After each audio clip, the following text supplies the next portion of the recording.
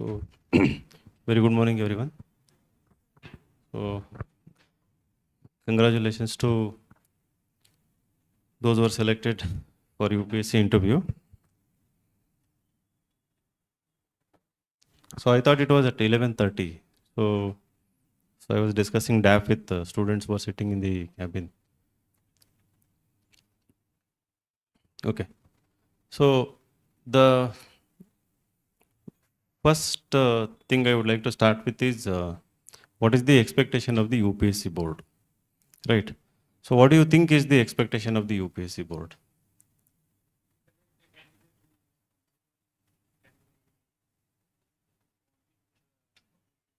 Mhm.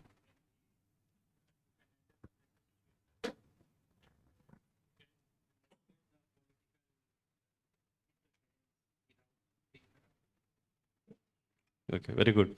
So he's saying that uh, to select responsible candidates, somebody who can make right decisions, somebody who doesn't yield to any kind of political interference, and one more you added. What was that? Yeah, responsive. One is responsible, and another one is who is responsive? Responsive to the public grievances. Okay. In that moment, what is the expectation when you are sitting in front of them as a candidate? Hmm? If he is fit for administrative role, job or not? Yes. They are looking for officer like qualities in them. Presence of mind. Okay. Presence of mind more important than. Okay. That is more important than.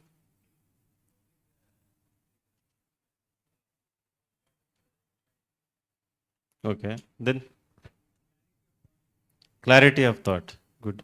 So how many of you read that paragraph that is there in the notification under the interview? Have you read those who are selected for interview? ಓದಿದ್ದೀರಾ? Long back. Sanjay. Hmm? Sanket. ಓದಿಲ್ವಾ? Okay. Can anybody just open and it is there in the UPSC notification. So if you open UPSC notification, there is a wonderful paragraph. I think it is better we start with that paragraph, reading that paragraph. Because there is a clear-cut expectation, clear-cut demand that is explicitly mentioned in the notification. That is something we overlook.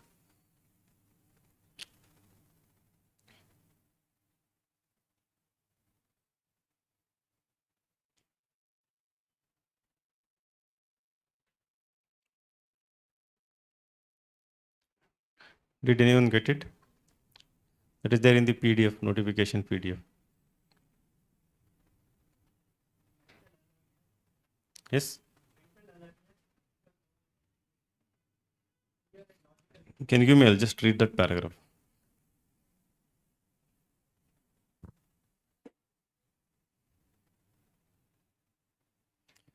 I will read that paragraph. Okay? Interview slash personality test. Right? It is both interview as well as personality test. The candidate will be interviewed by a board who will have before them a record of the candidate's career. Right? Interviewed by a board who will have before them a record of the candidate's career. Right? It's not the candidate's life, it's candidate's career so far. The candidate will be asked questions on matters of general interest. It's very explicitly mentioned. Questions on matters of general interest. The object of the interview or personality test is to assess the personal suitability of the candidate for a career in public service by a board of competent and unbiased observers. Right? Just Note down the words, observers, right? So they're not mere interviewers, they're also competent and unbiased observers. The interview or personality test is intended to judge the mental caliber of a candidate. Mental caliber is the first trait they are looking for. In broad terms, now they are defining what do they mean by mental caliber. In broad terms, this is really an assessment of intellectual qualities, but also social traits and interest in current affairs. Some of the qualities to be judged. Again, notice this, social traits and interest in current affairs. Social traits and interest in current affairs. Right. Again, when they say interest in current affairs, it goes much deeper than you think. Right. Not 365 current affair compilations, Some of the qualities to be judged when they talked about mental caliber, here it is. Some of the qualities to be judged are mental alertness in that very moment when you are sitting in front of them. Mental alertness. Critical powers of assimilation. First is mental alertness, second one is critical powers of assimilation. Right? So we will elaborate on them. Clear and logical exposition. Clear and logical exposition. Balance of judgment. Balance of judgment.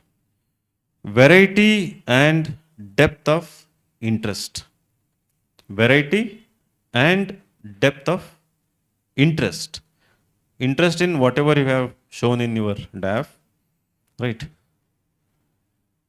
Ability for social cohesion and leadership. Ability for social cohesion and leadership. Intellectual and moral integrity. Intellectual as well as moral integrity. So, second paragraph, the technique of the interview or personality test is not that of a strict cross-examination, right? So we go with this notion, we are scared sometimes, right? It is going to be kind of cross-examination, too many counter questions, they try to corner us, right? So we have bias within our mind before we get there. So it is not that of a strict cross-examination, but of a natural, though directed, and purposive. There is a purpose behind every conversation that actually happens, takes place. Natural, though directed, and purposive conversation, which is intended to reveal the mental qualities of the candidate. Right. There is another paragraph. The interview or personality test is not intended to be a test either of this specialized or general knowledge of the candidates. Right. They're not checking for any specialized or even general knowledge. They're also talking about general knowledge. Is not intended to be a test either of this specialized or general knowledge of the candidates, which has been already tested through their written papers.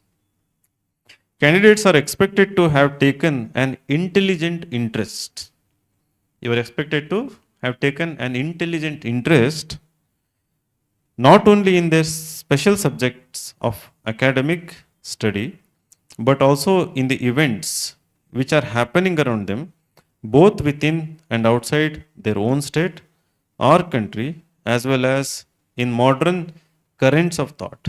This is very important, right? Keen and intelligent interest, right? Especially in modern currents of thought and in the new discoveries, which should rouse the curiosity of well-educated youth, right? Really. So, should have taken an intelligent interest, not only in their special subjects. It is saying that not in specialized subject, not only. Anyway, you have already taken an intelligent interest in your specialized subject. That is obvious. It's taken for granted that you have gained an intelligent interest and depth in all the academic papers that you have pursued, but also in the events which are happening around them, both within and outside their own state or country. This is more important, as well as in modern currents of thought and in new discoveries, which should rouse the curiosity of well educated youth. So, government, okay, so the last line. So, these are the three most important paragraphs which should guide your entire interview preparation, and the way you mold, the way you develop your thinking, the way you try to develop your personality also in the limited time. Everything is already, there is a framework, right? So now, so what I see is you keep seeing the word mental, right? So in this interview again and again, so mental toughness, mental caliber, right? And mental alertness, right? This is something fundamental, I believe, being mentally tough, right? So your interview preparation, the way it should start, the mental toughness part takes usually backseat, because you're more focused on accumulating information, right? So you want to answer every question that comes in your way, so you get carried away. You start reading, you start making notes, right? Now how do you develop that resilience, how do you develop that mental toughness, mental alertness, right? So that is something very very fundamental, because you might possess a large amount of knowledge, right? Variety, depth, interest, everything, but in that moment, right? So when the actual conversation is happening, if something doesn't work in your favor, right?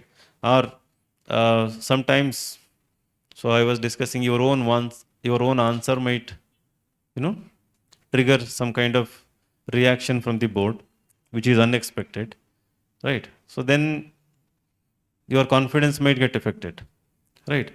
So now you have to be like stoic, like, right? The way your body language is there, the way you answer, it should be like stoic, like. So we say equanimous, equanimity, that is, so you are neither too happy nor too sad, right? You're not uh, the common language we use is poker face, right? They say poker face. So you don't get carried away, but within internally, the way, anyway, so you have written down the words, right? Yes. The way you conduct yourself. So when I am doing mock interviews, right? So for me, what appeals me most, right, when I'm doing hundreds of mock interviews, the kind of candidates I remember, I end up remembering, are the ones who are strong, right? Strong in the sense that when they are sitting in front of me, when they are handling my questions, when they are giving their response, somehow not because of the knowledge part in the answer, because the way they handle questions, the way they compose themselves, the composure, the way they you know show their maturity, right? And the kind of confidence, right? So we start developing respect for those candidates, right? Not because of the quality of the answer, it is because of the individuality, right? So that is very important. Now you have to start working on that, right? So how do you start working on that? So the way you daily interact with people, I mean, you have to be constantly aware, you have to be aware of that, right? So I remember a few candidates who were so knowledgeable, but they were like kind of childish, right? Kind of, I won't say immature, but uh, more talkative, right? Didn't know when to pause, right? So what kind of questions to ask, and some people will be there, they get carried away in these moments suddenly, that they have achieved something big, right? You cannot stop them unless they stop themselves. So they keep talking something not related to the situation, right? In that context. So you have to avoid all those things even in your normal daily routine conversations, right? Talk about only what matters. And whenever you want to discuss something, you have to try to what are the qualities that they have mentioned. The first one is mental caliber, then social traits, yes, interest in current affairs, okay. Mental alertness, critical powers of assimilation, okay. Clear and logical exposition, balance of judgment, okay. So now the uh, uh, clear and logical exposition. Before that, yes, this is something very important.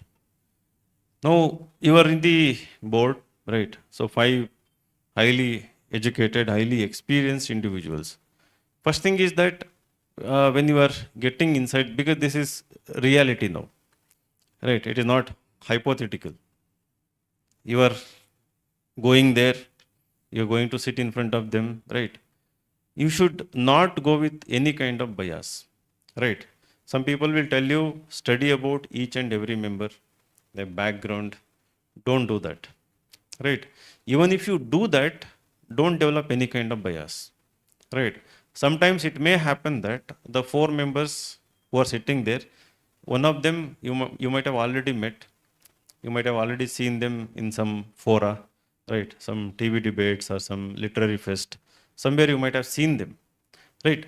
Don't that's what I meant by stoic like.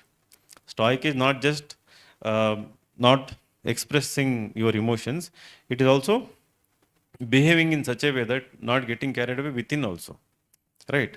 The external expression is different, but internally also, right? So the moment you know that someone is very familiar, that ends there. There are no expectations, right? So you you should go without any kind of bias. And these biases develop with, as you start preparing, and as you start interacting with more and more number of people. Let us say that somebody has had given interview previously, and if you meet them, they will talk something about the board, the chairman, right? And if you're staying in Karnataka Bhavan or somewhere in Delhi, the people around you, they will also talk something about these people, right? You listen and it ends there, right? Don't develop any kind of opinion on the board members. It's very important. When you go there, your mind has to be very clear, clean. It should be clean slate with respect to the background of the board members, because even minute bias subconsciously will impact the quality of your answer, even the purpose of your answer, not just the quality but also the purpose of your answer. So somewhere we might try to appease them or impress them, right? Subconsciously, because if we think that he comes with certain background, let us say your optional is anthropology and he is an anthropologist, right? So you might unknowingly, right? Or like maybe knowingly, not unknowingly, it's knowingly. So you will try to give maybe more technical, more specialized, right? Or if you haven't developed that kind of depth, then you might get nervous also, that is an anthropologist and is asking a very basic anthro question and you are not aware of the answer, right? So then you are going to impact your own confidence. So that is why it is better not to do research on the panel, right? So I think some of you are familiar with the process, right? So you are uh, made to sit outside the interview hall before your interview start. And then I think usually, I don't know, I'm talking based on my memory and also some of the interactions. So they'll make you sit with 4 to 5 members. Am I right? and there are multiple newspapers in front of you, and some of them will uh, try not to talk with you, right? So they'll be very conscious. Some of them will be very nervous. Some of them will be still digesting, information, trying to know everything, and one of them might try to strike a conversation with you also, right? So in that moment, I think staying completely relaxed, right, without any pretension, right, without any pretension that you come from certain background, you already have a service, right? You already have given the interview previously. You come from elite college, right? You are super intelligent, right? But they might give you some confidence, but in that moment, you should not try to intimidate others. You should not try to uh, offend others. Of course, it's not intentional, unintentional, right? So I think it should be a friendly way of staying very relaxed. I think if you're completely relaxed, I think others would like to talk to you, have a conversation. But there also try to avoid conversations regarding the board, right? Which board? See, I'm talking about these things because your interview could be on the very first day, right? In another 20, 25 days. So you have, because these small situations are very important. So you go there, you have to be very calm and very normal, very relaxed also. But when your name is announced, I think you are made to sit for few minutes outside the hall, outside the chamber of the interview board, right? So there you may sit for 5 minutes. Sometimes you may not be made to sit, sometimes direct walk in also, right? So, but before entering the interview hall, so what is your mindset? Are you going with lots of expectations, or are you going with, again, expectation, self expectations, right? External expectations. How are you going inside? What should be the mindset? Neutral. Okay. But there should be some self talk, right? I mean, before going there, how do you want to enter? I mean, with what kind of mindset you want to enter? Keeping calm, okay. Thinking you will do best, whatever it may be, okay. Yes, okay. Confidence and, okay. So let us assume that you are in your home, right? So comfort of your home. So your dad and his four of his friends, right, having conversation in another room in your own home, right? So they call you to have some conversation, right? So how do you go inside?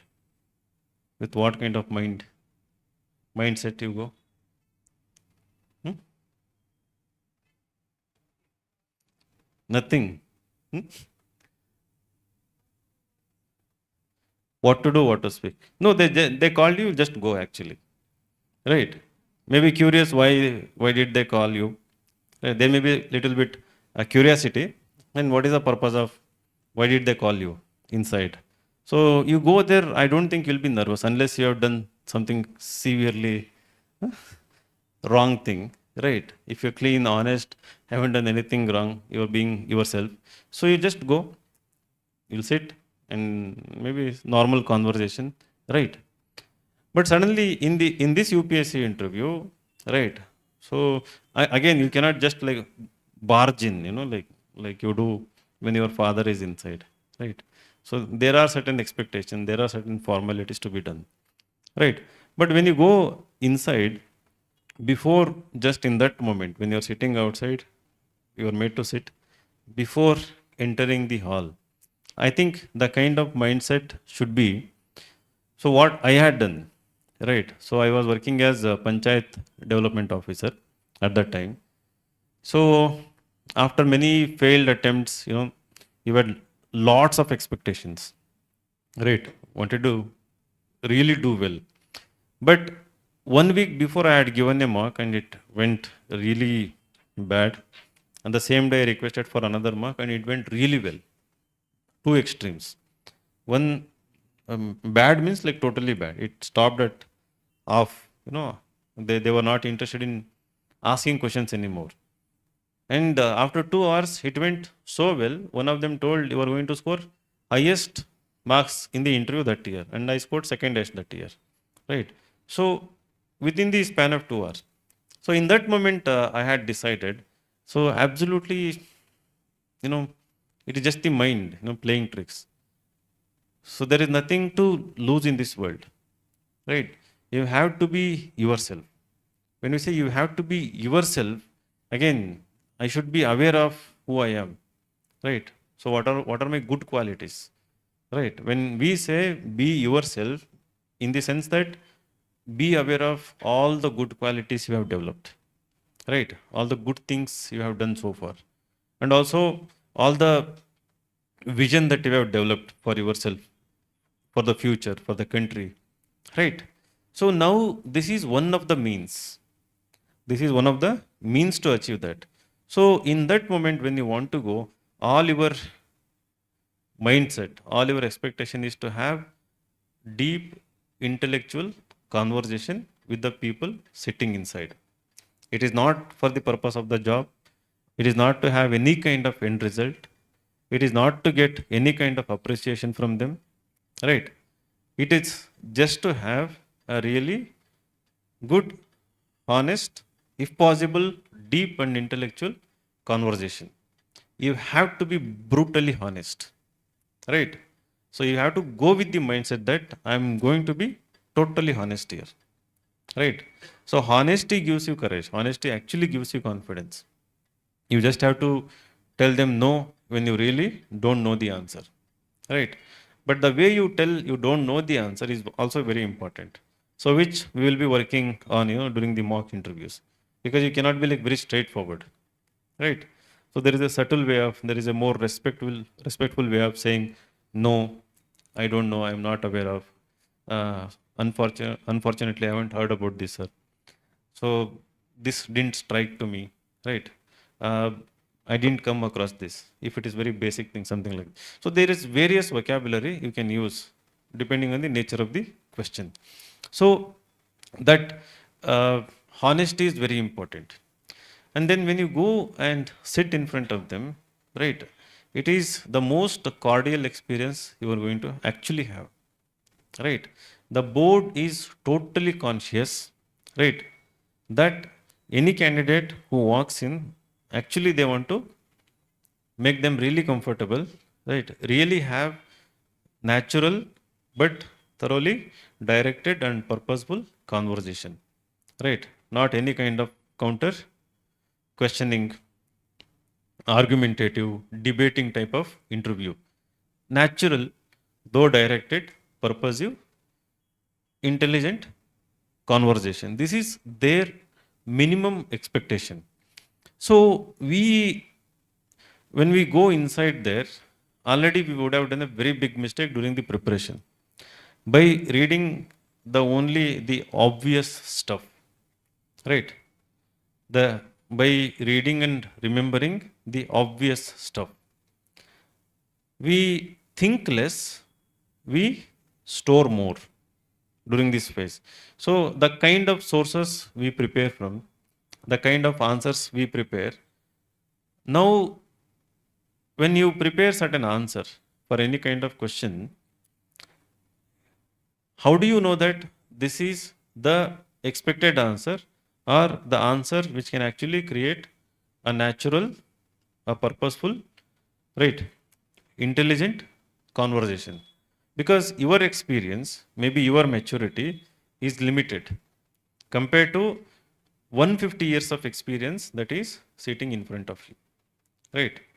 On an average, if we assume that 30 years of experience, 5 members, it is 150 years of collective wisdom or experience that is there in front of you. So now, how do you know that the answer you are giving is also to the best of your ability? Sometimes you'll not be aware that, right? Because in that moment, did you really think deep, right? Were you really calm, conscious that you have given a very purposeful answer, directed answer, right? It can be something like fleeting. In that moment something occurs, something that instantly you are able to recall, that may be the answer. But it is very important to be aware that your response is in accordance with the expectation of the board. Now, to match that frequency, right? To match that kind of frequency, our preparation has to be varied, diverse, and deep also, right? We cannot just, I mean, this is something that I have seen people making a very big mistake, because the preparation, right? This is something, because everybody does this way. When you go in that moment, even you might assume that you have done really good preparation. So you have studied everything related to economy, everything related to IR, everything related to SNT.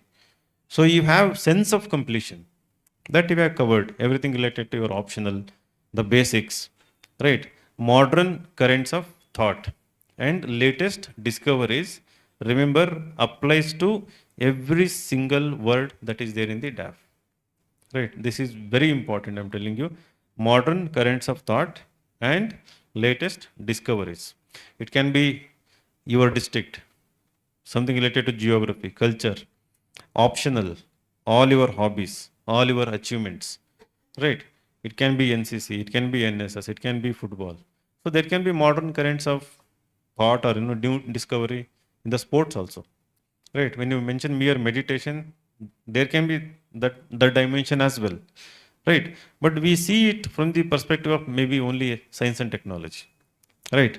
Or maybe somewhat maybe environment or something.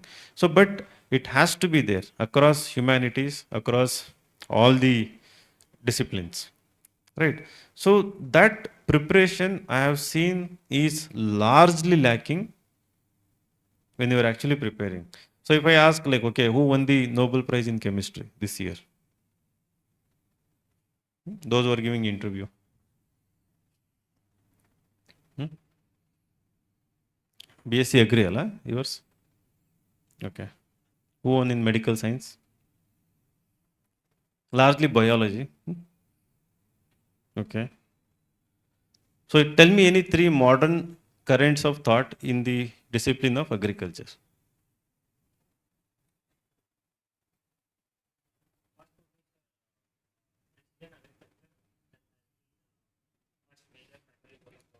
Precision agriculture. Okay.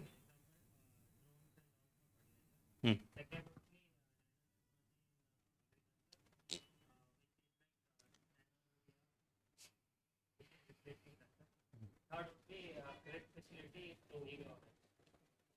Credit facility through e-governance. That's modern current of thought. Okay. Any new discoveries? Discovery or invention, let us extrapolate, not just discovery, but also invention. But climate resilient agriculture, crop varieties, okay. Gene edited rice from ICAR, okay. Any agri graduates or non-agri graduates, what is new in agriculture? Simple question, what is new in agriculture? Okay, my favorite question, how many of you have anthropology as your optional? Okay. So my favorite question, okay, name any living three Indian anthropologists. Hmm? She's long dead. And I have read her book, Yuganta. Have you read? No? I read it 15 years ago. I didn't have anthropology. Yuganta is a very famous work by Iravati Karve. Hmm? Okay. Hmm? Leela Dubey. So she's in which university? What is her area of interest?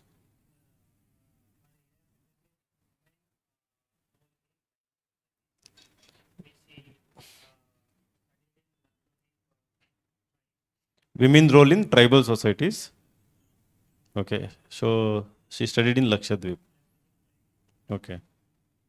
Any Western living anthropologist? Non-Indian.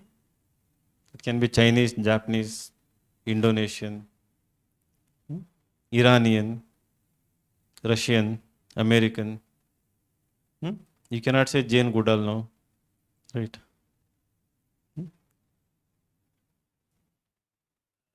Now, how will you know about modern currents of thought without knowing the people who are actually currently doing, involved in any kind of research, invention, or discovery?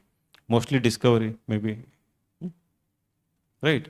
So, this is something, don't prepare for this expecting there is going to be a question like this. There is not going to be a question like this, okay, name any something. But knowing them, right, and knowing their work, and knowing about their background, knowing about the impact of their work, right, adds lots of variety and interest and depth in your answer. It becomes natural, directed, purposive conversation, right? The moment you are haven't prepared from this perspective, your answer actually ends there, right? With superficial, obvious response, and then the question is something abrupt, something unexpected, right? So me, as interviewer, sometimes struggle a lot when the candidate is not, you know, responsive in the sense that there is not much content in them, right? And there is hesitation. And sometimes what happens, people who are well prepared, they try to measure their answers. They try to restrain also, thinking that giving more answer will lead to more questions, right? So I think it should not be like that. So as long as the quality of your points, the quality of your ideas, right, thoughts which you have thought about are really good, are actually meeting the demand of the question, you should not try to filter them unless there is some kind of controversy, right? There is some kind of extremeness in that answer, right? Something offensive in the answer. So, but as long as it is going to contribute to a meaningful conversation, you should not restrain thinking that if I mention my district, there is going to be question on my district. So if I mention something from the anthropology in my answer, right? Now they are going to ask, it's okay. The next question can be no, right? You can plainly say, for example, she said Iravati Karve. Somehow she added that her name, anthropologist name in her answer. So my next question can be, are you aware of any books written by her? You can say, sorry, sir, I am not aware. Right. So that is honest and that ends there. But if you avoid mentioning that her name, now you are diluting the quality of your answer in the previous answer. Right. In that answer, it has actually added value. But the next response, if you don't add that, that ends there. Right. So that is why when you know that it is actually something important, but because you haven't prepared on that, right, don't try to avoid adding value to your answer. So again, these things you have to practice. You have to practice in your conversations, right? So now we were discussing in that moment, right? So you go, how do you do? Like, I mean, first of all, before entering, what do you do? Hmm? Hmm? No, okay, take deep breath. Yeah, you have to take deep breath. Calm down, totally calm down, right? And then go with a smile, with a very confident voice, ask, may I come in, sir? May I come in, ma'am? Right? And then you go inside, and then what do you do? Wish everyone. What, Yashaswini? They should wish only lady member first, or huh? What? See, let us say that okay, so the rooms are different. As far as I know, every room is not uniform, right? It is not like you walk from there, right, and the board is sitting just opposite to you. Sometimes you walk from there, the board is here. You have to come and sit here. The 5 members are there, right? So as you walk in, right, somebody might see you directly and there can be an eye contact, right? I think you have to wish them first. Now they have seen you, you ignore them, you search for the lady member, huh? And then the lady member is not looking at you, right? Then will you say that, ma'am, look at me, I want to wish you, right? See, it has to be very natural, right? That is what. So don't, anybody who looks at you, you wish them, and then when you wish someone, I think everyone will look at you. Somebody might not look at you also. The chairman may be busy reading or doing something. It's perfectly fine. You cannot wake them up and, you just have to wish in general, very good morning, sir, ma'am, something like that. And then stand. Don't drag the chair and, sit. So you have to wait for them to, I think they will ask you, okay, have a seat, take your seat, right? Without making any noise, right? Very, in a very polite way.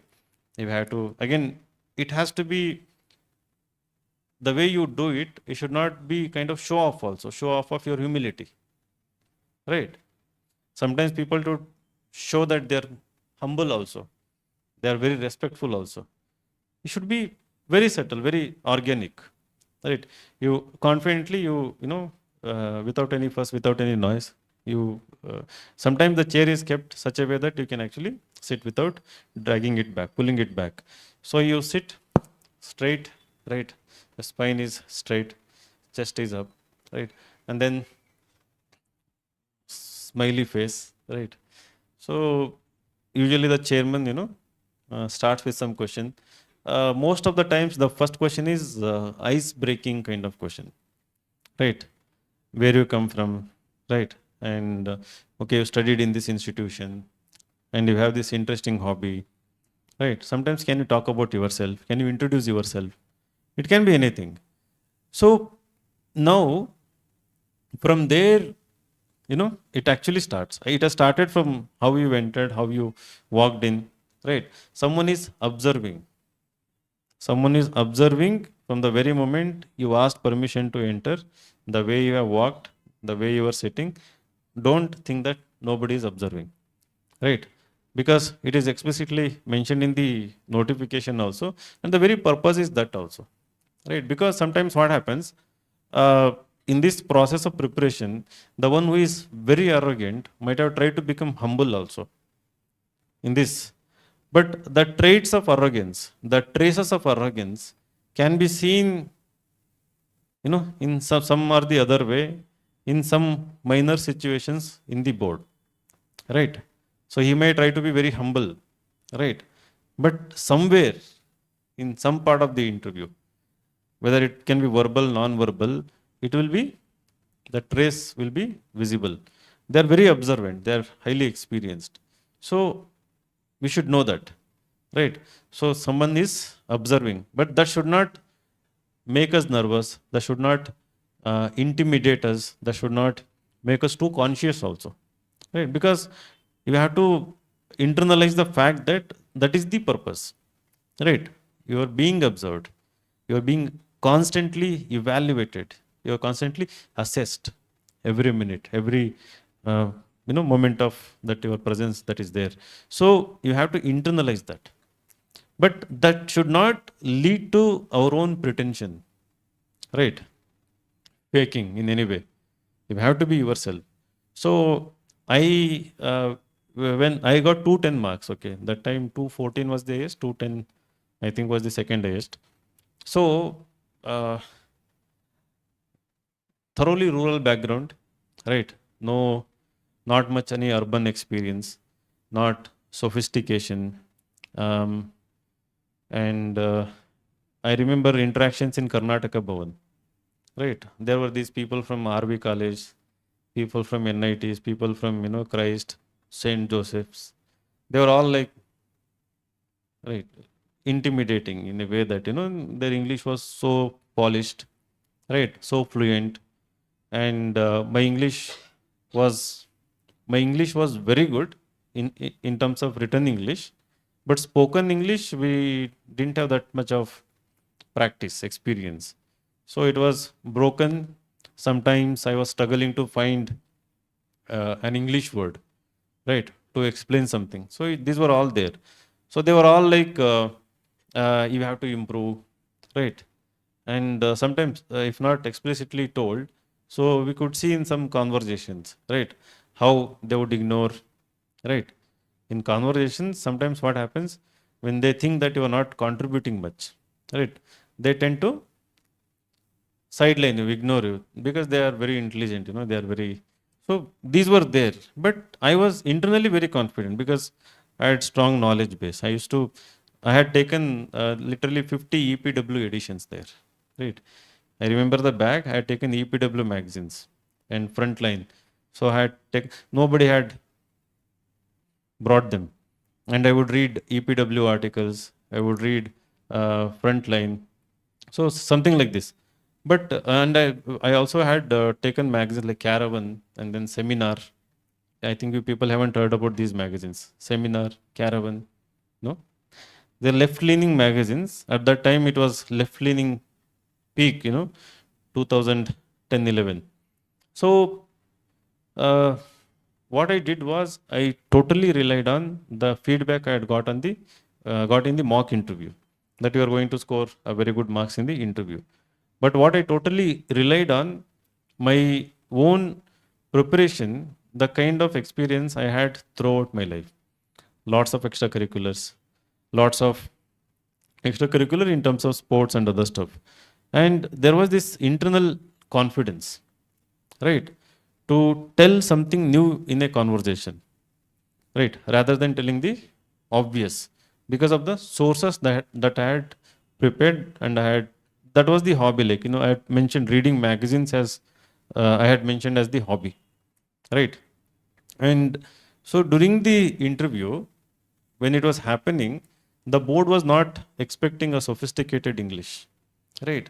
So the way you greet, the way you talk, right? It is not just based on the polished language you use, right? You don't have to be afraid about that. The board is perfectly aware that there are extreme situations, the candidates come from. Some come from purely regional language medium. They come from disadvantageous background. So the board is empathetic and it is totally aware of that. So that will also make conscious during the preparation because I'm not articulative, right? But you have to definitely try. I remember using 2, 3 Kannada words in the interview. In the English medium interview, I had used few Kannada words, for which I was not able to recall. And they were perfectly okay with it. So the overall conversation, the way it happens, right? After few minutes, you create an impression that you can be trusted, right? The way you speak, the content of your answer, the thoughts in your answer will make them believe in what you are saying. It instantly connects, it builds the trust. That's very important in any conversation to gaining the trust of the board, right? But if we are very pretentious from the very beginning, right, it will take some extra time for board to understand you and develop the trust, right? If you are genuine, right, if you are genuine and if you are honest, the trust is instant. But again, that doesn't mean that, okay, I'm honest and I'm genuine. Means some people are raw, very, raw. I have seen when we say raw, not polished in the sense that they want to convey something, it is conveyed not effectively, but it is conveyed in an offensive way also. Because sometimes the choice of the words, the sentence formation, right? So should be, I have seen this, I don't know if I'm going to be sound biased or anything. Candidates coming from rural Maharashtra background, I have seen that. So some from our own Kalyana Karnataka students also coming from, so rawness in the answer that sometimes they don't, it is heavily influenced by the local dialect, right? The local dialect they speak, the language is heavily influenced. Sometimes sir is missing, right? Sometimes there are too many sirs in the end, right? Because they haven't practiced, the kind of little standard English. I'm not saying very highly sophisticated English, but it is heavily influenced. And also the voice tone is also, right? It comes as very straightforward and very arrogant also sometimes. They are the humble students, right? So these are the things I observe in my one-on-one marks, right? I'm not able to get an example, right? That, but it is the perception, right? It is the impact it has, the way they speak in that moment. Sometimes it looks like, it is, what do you say? There is a word, out of situation, out of context. There is, what is that word? Hmm? Not out of the blue. So when you essay, in essay, when you use something unrelated, out of context, what is that word? Hmm? Not irrelevant. There is one more word. Not obsolete. Anyway, I forgot. But it sounds like that, right? So we have to be aware of these things, right? When we say being genuine, doesn't mean that, I go totally raw the way I am, right? There was one guy from Maharashtra, right? He gave 6 UPSC interview. In all 6 interview from like rural, he studied in one of the top engineering colleges, and he came. He was there like long back 2015 in our core batch. He was hesitant to give mocks also, and he was very confident about his knowledge, and he was very kind of, I don't know, arrogant about the college he studied. In all 6 interviews, he never crossed 140 or 150 marks. Right? He, I think, later got selected into in the state services. There was another guy from Kunigal, Karnataka, and he happened to prepare with me also. He gave 4 UPSC interview, and he was actually arrogant, and he knew that he was arrogant, and he never scored beyond 130 marks in all his 4 interviews. And then he got selected in state services, because state service is different, right? And I used to tell him, so he also gave interview after 2014 also. So when I started this institution, in the same year 2014, I started InsightsIAS, and I was conducting these mocks because I had the confidence that I had scored 210, and I knew little bit about, the memory was fresh compared to now. So one of my juniors from Navodaya school, he had got 140 something in interview, right? And he had got audit and account service, and he wanted further my help with respect to interview, because I had written about my interview experience in the insightsonindia.com as a experience. So he had read, and he knew that I was his senior, and he came. We did a few mock interviews, and I was able to, I think, guide him effectively. I don't know. He got 206 in that interview, and he got all India rank 8, currently DC of Raichur, right? I told this guy from Kunigal, see, I have done this. It's not that because of me he got, but some, confidence building, maybe some moral boosting, whatever, it might have worked in some or the other way. Come, we'll do mock interview. He was unwilling to come, right? And whenever he used to speak, he was from NCC, he had done NCC C certificate, and he was, in leader throughout his NCC career, whatever ranks they are there, right? So he was always like shouting, right? The way normal answer was like the way you shout in NCC, right? I told, no, it doesn't work in it. No, he said, I'm genuine. I'm like this, right? So sometimes that doesn't mean, the being genuine doesn't mean that you forget certain etiquettes, certain formalities, certain minimum expectations, right? So I have seen these extreme brilliant otherwise, knowledge wise, Of course, knowledge wise. But personality wise, I felt that they deserved that only. Right? Because they were unwilling to learn, unwilling to improve. That adaptability, flexibility. Adaptability is the intelligence. Right? So you will be called more intelligent when you know how to navigate through a situation, how you are able to adapt fast and evolve, right? So these people were resistant, right? So if some of you are like that, you have to open up. You have to keep a very open mind. You have to be flexible, willing to learn. It's okay to listen. It's okay to listen to various feedback, various criticisms, but listening is different, accepting is different. Everything you listen doesn't mean that you are going to accept them, right? So you will listen, some of them might irritate you, some of them might come across as irrelevant to your personality, some of them might anger you, some of them might undermine your confidence in that moment, but you have to pause and and think and take maybe second opinion. And if you think that someone is more experienced, you have to go to them and then you have to again assess. This is very important because scoring 210 in the upcoming interview will guarantee you a post this year, right? That will guarantee you some rank. Doesn't matter which category. Scoring 210. So you're just 25 to 30 days away from that phase, and 20 to 30 minutes of conversation, right? That is going to seal the deal. And some of them want to improve the rank, right? So you are also looking for 200 plus.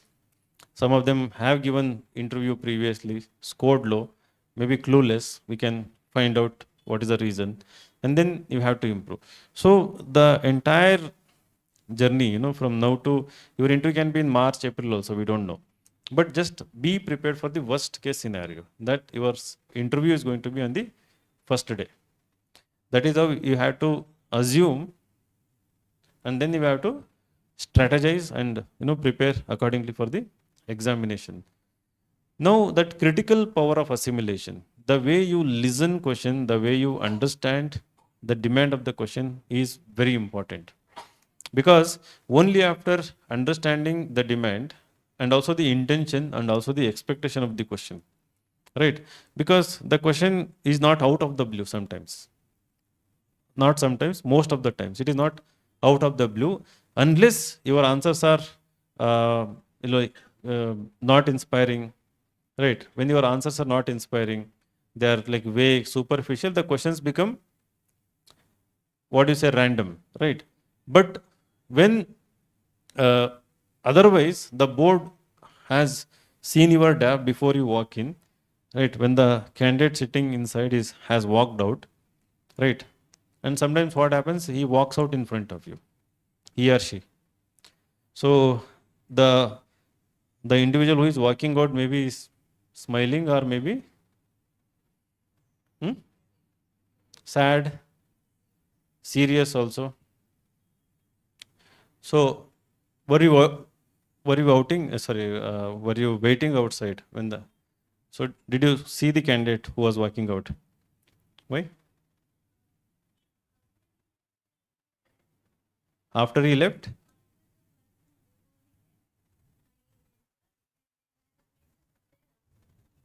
Okay, after his exit, you were made to sit. So you didn't see the individual, but you had seen him before there, like because he was in your group, right? Yes. So I remember when I was sitting outside. So this guy, I know again from Maharashtra, he came out completely red faced. This board is very bad. Hmm? Yeah, he was like shivering.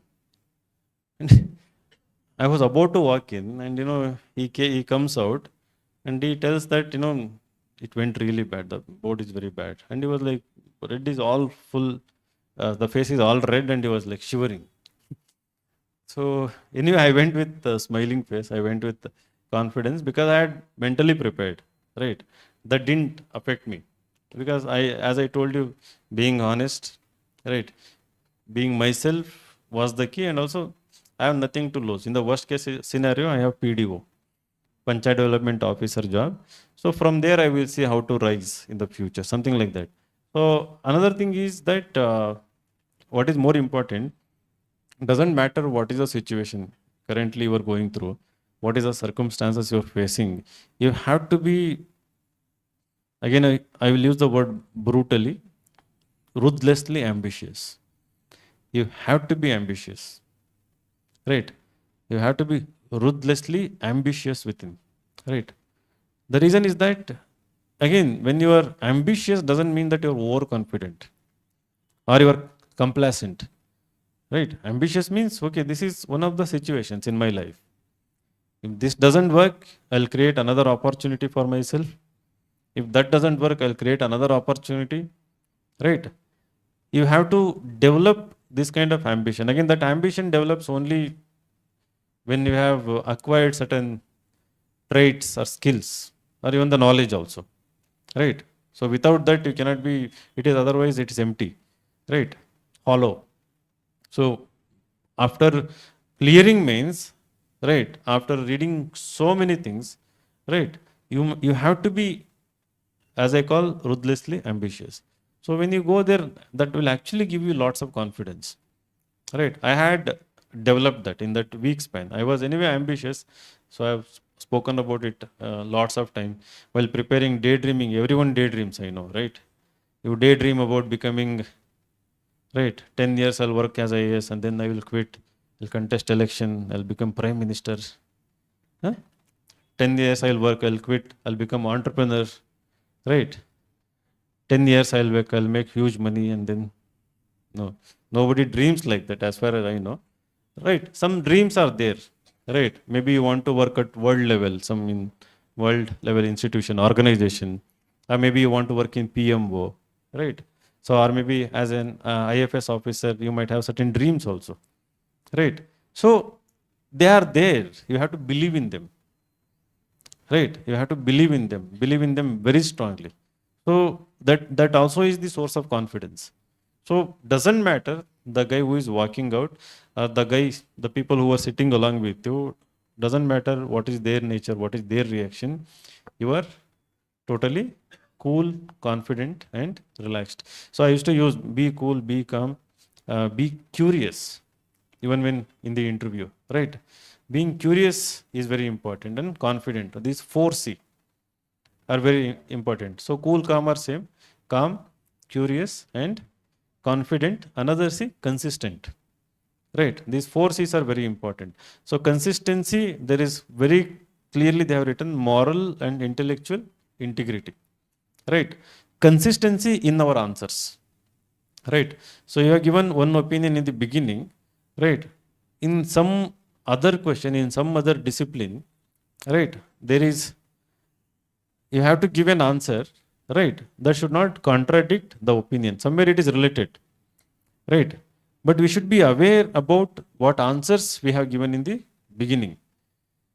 So without knowing that, we cannot, I mean, sometimes we contradict ourselves. That is the biggest mistake. So there are 3 things or 4 things which I think will get you lower than 140. Anything below 160 is rejection, right? You should be aware about that. So one is arrogance. I believe it is 80 to 120, right?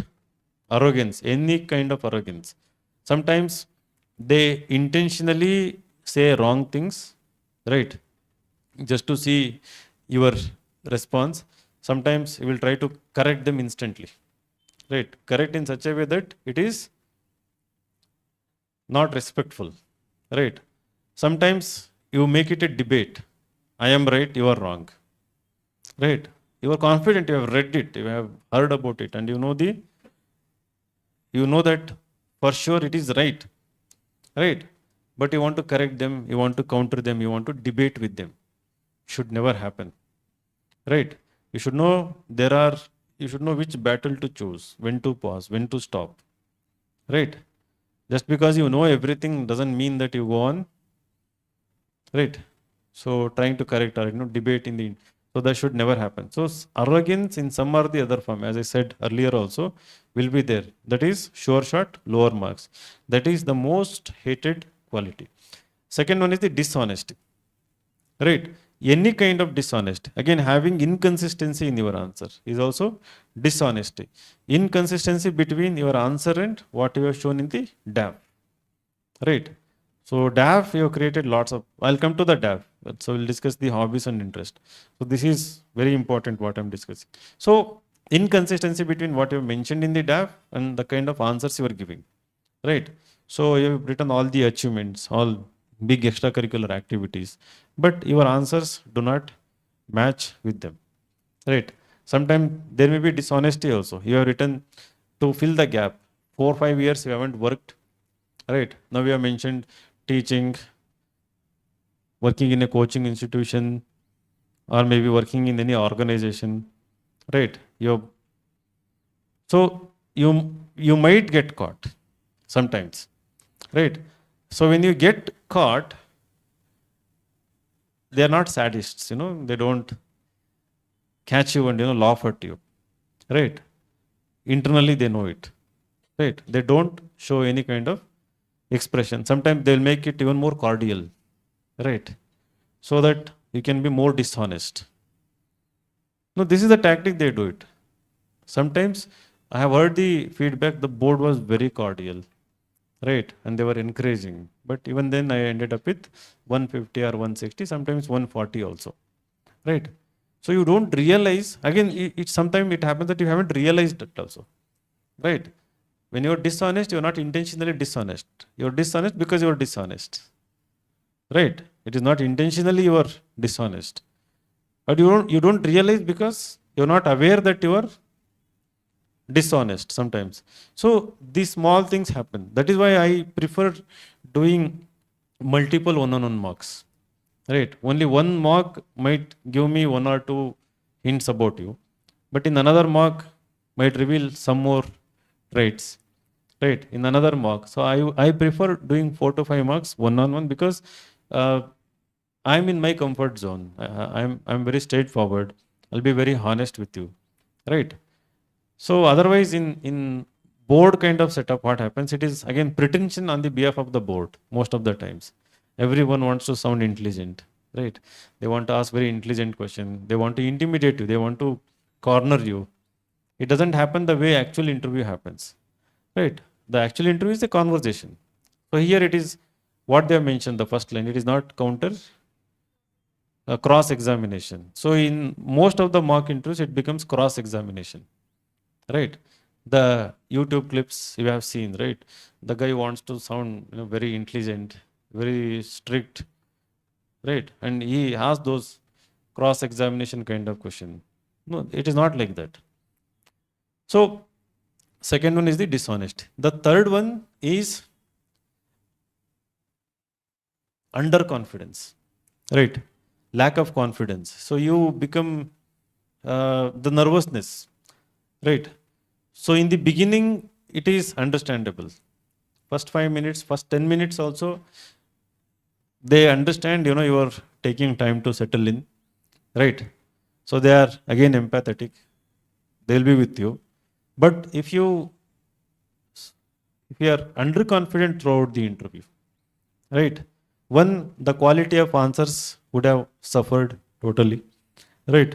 Second, you become uninteresting to interview, have conversation, because you are not opening up. Because when you are underconfident, you are not able to think, right?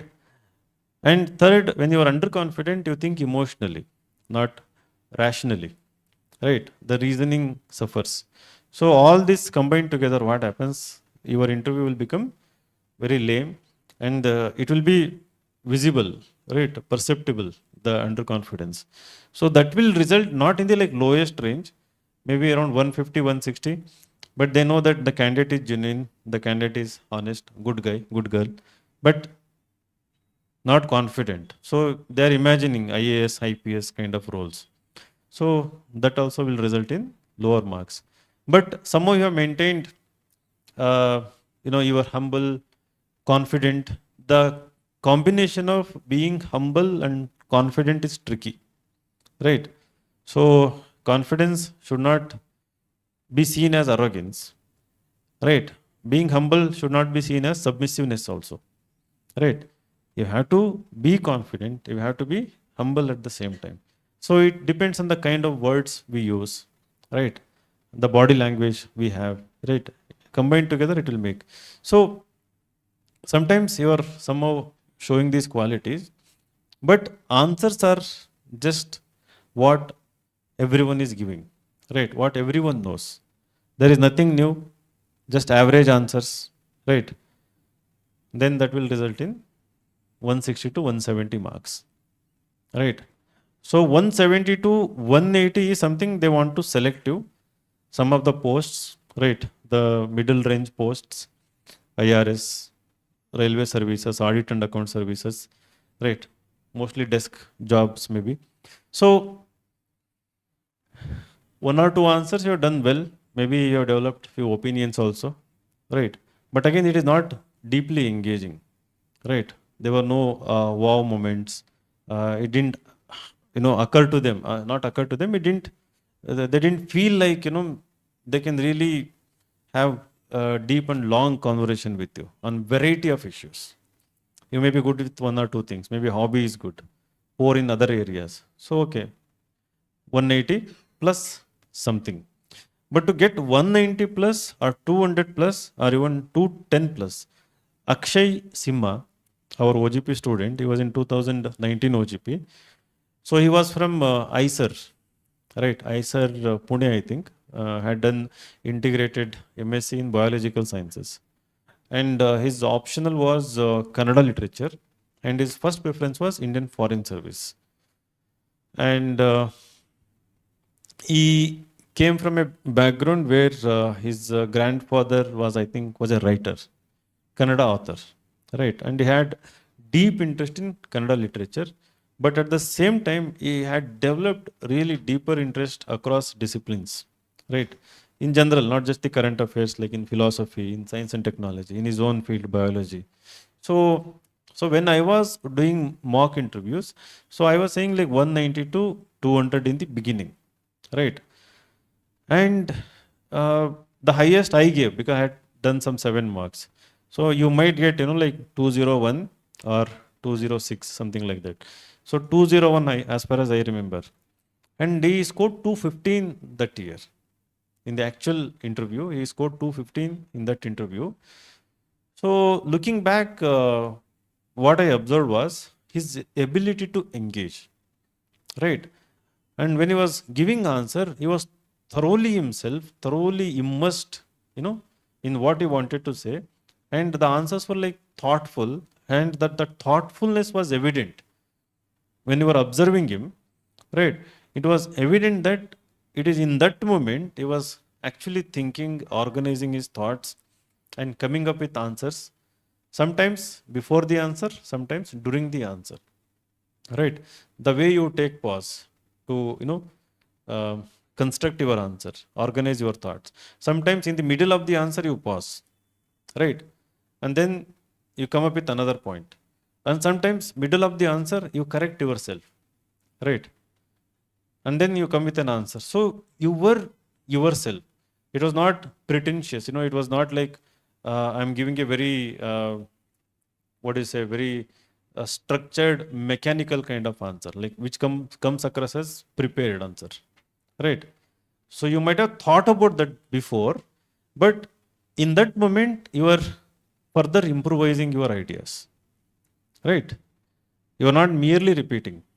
You might have already thought about that, but when you are giving the answer, you are further improving those ideas, maybe refining them also. So that is very important. So hindsight, so I was not able to judge that. So with respect to his answer, ability to engage, it's okay. But when I thought about why he got 215 marks, so then I started, because even normal conversation also he was like very serious, very curious, right? And this thoughtfulness was always there. So to score 210 plus, right?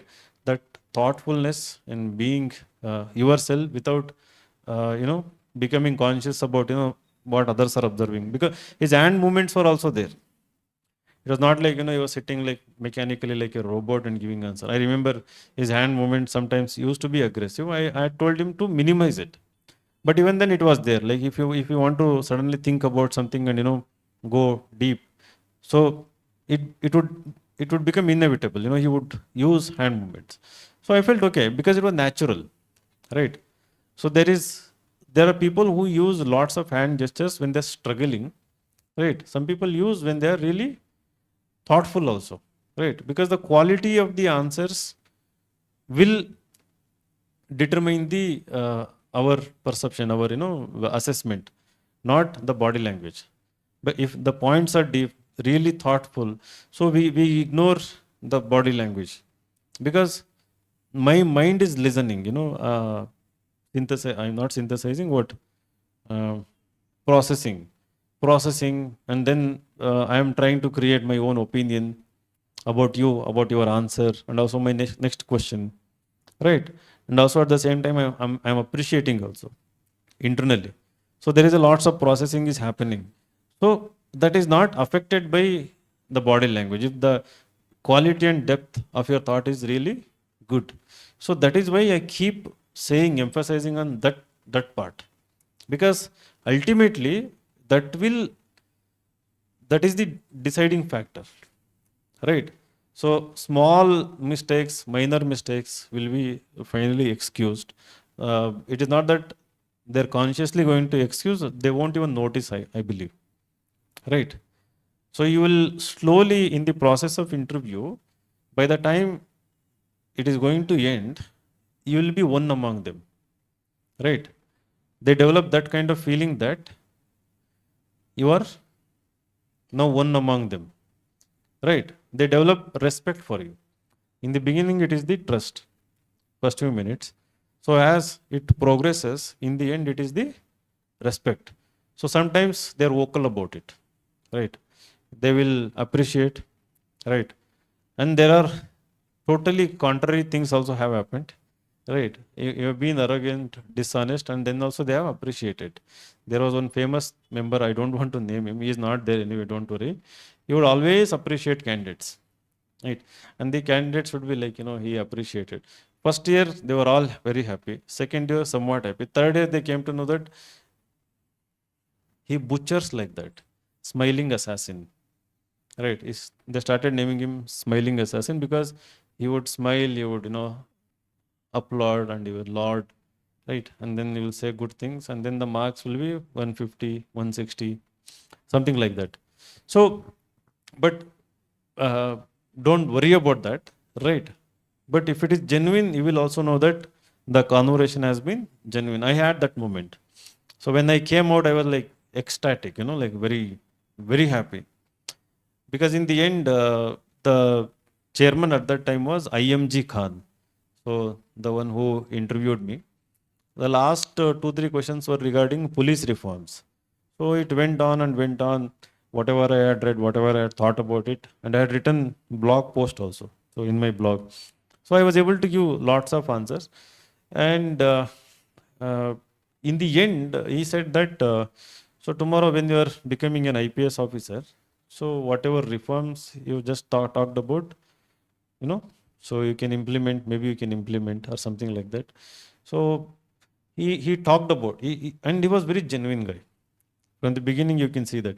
See, that trust is two-way, right? It is not that they are going to trust you, you are also trusting them, right? So the way you trust them, right, or the moment when you are going to trust them also depends on your personality, right? You should know whom to trust, whom not to trust also. There are basic things. We commit those mistakes in our daily routine conversations also, routine relationships also, right? So the trust is also two-way. They are also trusting and you are also trusting them. So you have to trust them anyway. There is no choice also in the interview, right? So, but why I'm saying this is that when you trust it, when it is mutual, you will know they are genuine, right? So in the end, you will walk out. So it happened with the recent interviews I've seen. Uh, Many people who walked out and gave good feedback. I tend to ask them, narrate. the sequence, how it started, how it ended. And I'm more interested in, were there follow-up questions or were there counter questions, right? So follow-up questions mostly because of the curiosity, right?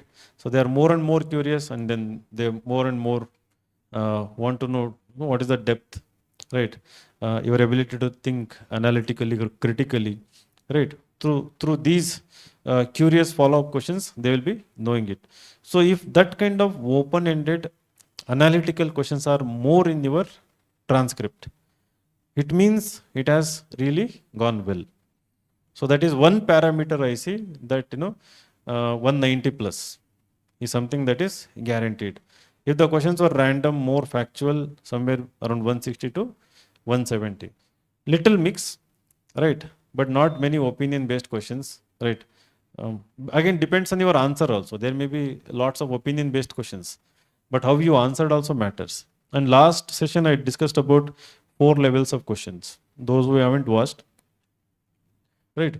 The first level is factual and conceptual. What kind of questions, right? So they might ask, okay, what is secularism? What is the difference between Indian Western secularism? What is SIR, right? So the next question, reasoning questions or opinion question, like why is it being done, why there are controversies regarding SIR, right? And then, what do you think about the SIR? Is it good or is it bad? Do you think election commission is compromised? Do you think there is some kind of a conspiracy to malign constitutional institutions? Do you think SIR is necessary? Right. And then add to this another question, uh, the modern currents of thought related, the latest developments, application part of it. What is the best way to do it? Right. How can you use technology effectively? Right. Can you use artificial intelligence to make SIR better? Something like that. So you are bringing, it is bringing, to technology, modern currents of thought. Maybe they might ask, has it been done in some other country? Okay, so we have other democracies, America. So how do they clean up their voter list? Right, electoral rolls. What is the process? Are you aware about it? So the next question, once you have satisfied them, factual, conceptual, reasoning questions, opinion questions, modern currents of thoughts, the application part, then is the case study. Okay, if you are the election commissioner, state election commissioner, SEC, right? So they might put you in a case, right? In some role, maybe district collector also. Then they might add few more factors, few more situations to it, some controversy, some protest, right? Something like that. And then they might ask you to explain the best course of action, right? Give the best course of action, what has to be done. Sometimes the answers can be technical. Sometimes they may require you to come out with out of the box, innovative solution. So I think if you have got case study kind of questions, at least one or two, that means you've already breached the threshold of 190, right? So in the interview itself, you can be happy that if the board is asking a situational type of question, they are already thinking high about you. If they are asking question like why and how, right, they are already thinking high about you, because they have gauged, they have noticed, they have assessed that, okay, this candidate can be explored. Now let us give them situations, the suitability for the job, right? So again, you have to be mindful, right, that this is how my interview is going, and you have to still remain calm, and then still think to the best of your ability, perform to the best of your ability, right? This is not a easy situation, right? It requires thorough practice, and the practice, and whoever came after means, I told them 20% reading, 80% thinking and practicing, right? And I had told them to start early, right? And then it is usually, We start only after the result. But anyways, one is critical power of assimilation, then the exposition, structuring and prioritizing your points, right? Very important. In my mock interview, anybody who gives the very first point as the obvious answer, it is always turn off and it makes me ask the same question twice, right? Second point is again the obvious, makes me repeat the question. Okay, further what? Right. It is because of two things. One, regarding that issue, I either have experience or well read about it, right? And my expectation is high, and there is clear cut expectation that I want to hear this particular opinion or particular idea or thought regarding that question, right? I'm not sure whether you have read that source, heard that kind of opinion, right? But I have this clear cut expectation. So now you should know. I mean, it's very difficult to know what is the expectation in that real time, right? But that is why the sources matter. Second one is that in general, I want to ask more questions related to the same topic which we are discussing, right? I might not have read about it. I might not be having experience about it, but I want to really engage you. So then there is this second expectation, right? So you give me something new, right? Because there are 5 members. If there is something wrong, they will know it, right? In subsequent questions, we are going to know whether what you are saying is right or wrong, correct or wrong. So there are these two kinds of expectation. So then again that we have to be aware. So this clear and logical exposition. So it has to be very clear. There should not be unnecessary words, unnecessary sentences. When we say clear and logical, the answer is actually built, not just uttered, right? Sometimes you have to build your answer, build in such a way that it is logical, especially in case study kind of questions where opinion is involved, because you have to give lots of reasons. So you build your answer in a very logical way. You have to again practice. So without practicing, what we do is that last session I also talked about unnecessary things we do in conversation, unnecessary words we use in our conversation. Sometimes we use right. Sometimes we use in the conversation. Sometimes we use okay. Sometimes we have some unknowingly we use some words which we are not aware that we actually use them. We have to eliminate such kind of words because the time duration is very short, 40 to 50 seconds. You may want to know like what should be the duration of my answer. When your factual question, conceptual question, it can be just 5 to 10 seconds, right? Second, opinion based question, it can be 30 to 40 seconds. You may have to give 2 to 3 reasons, think. And case study kind of questions, 1 to 1.5 minutes. You have to justify your stance, and then you have to give the course of action. First course of action, and then you have to justify, because you have to imagine about all the stakeholders.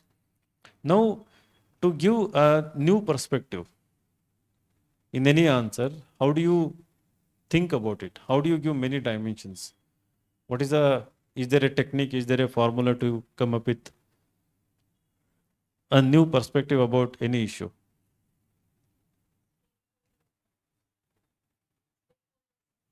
Good. Stakeholder approach, right? SIR, let us take SIR issue. What is SIR? Special intensive revision. So why SIR is controversial?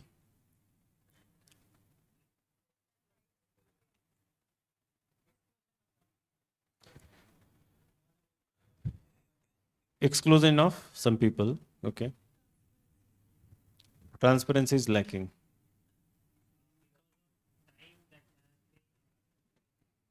It is conducted within very short duration. Major debate. Then shit out exclusion of whom? Hmm? Which voters? Illegal may. Is that controversial?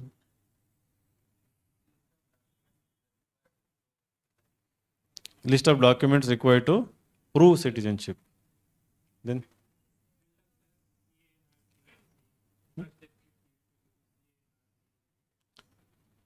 okay.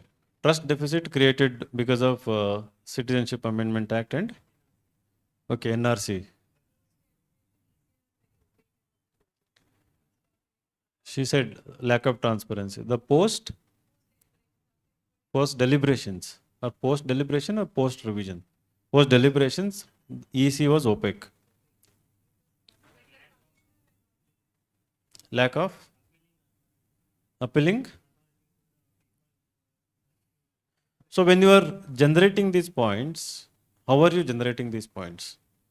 Is there a thought process or you're just whatever is coming to your mind, you're just saying it? So what is the thought process?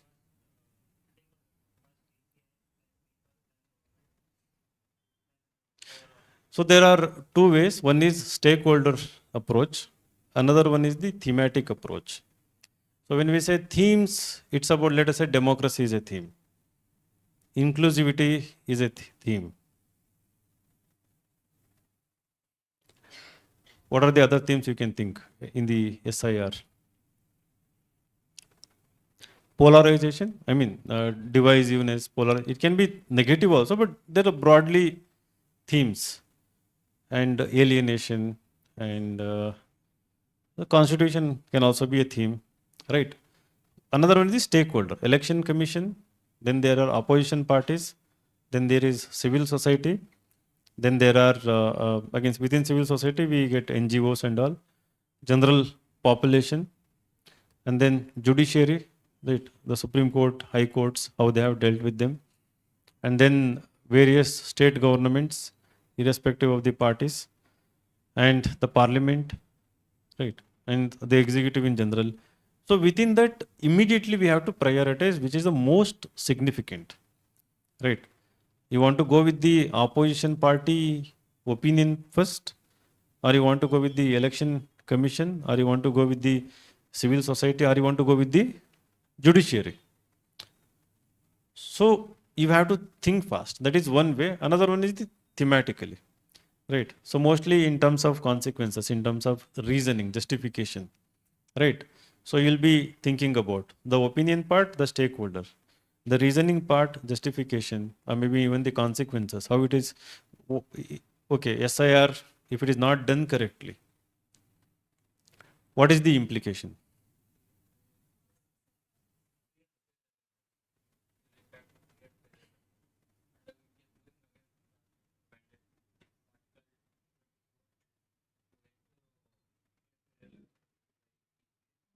Today there was again it is extreme, somebody labeled it as electoral genocide.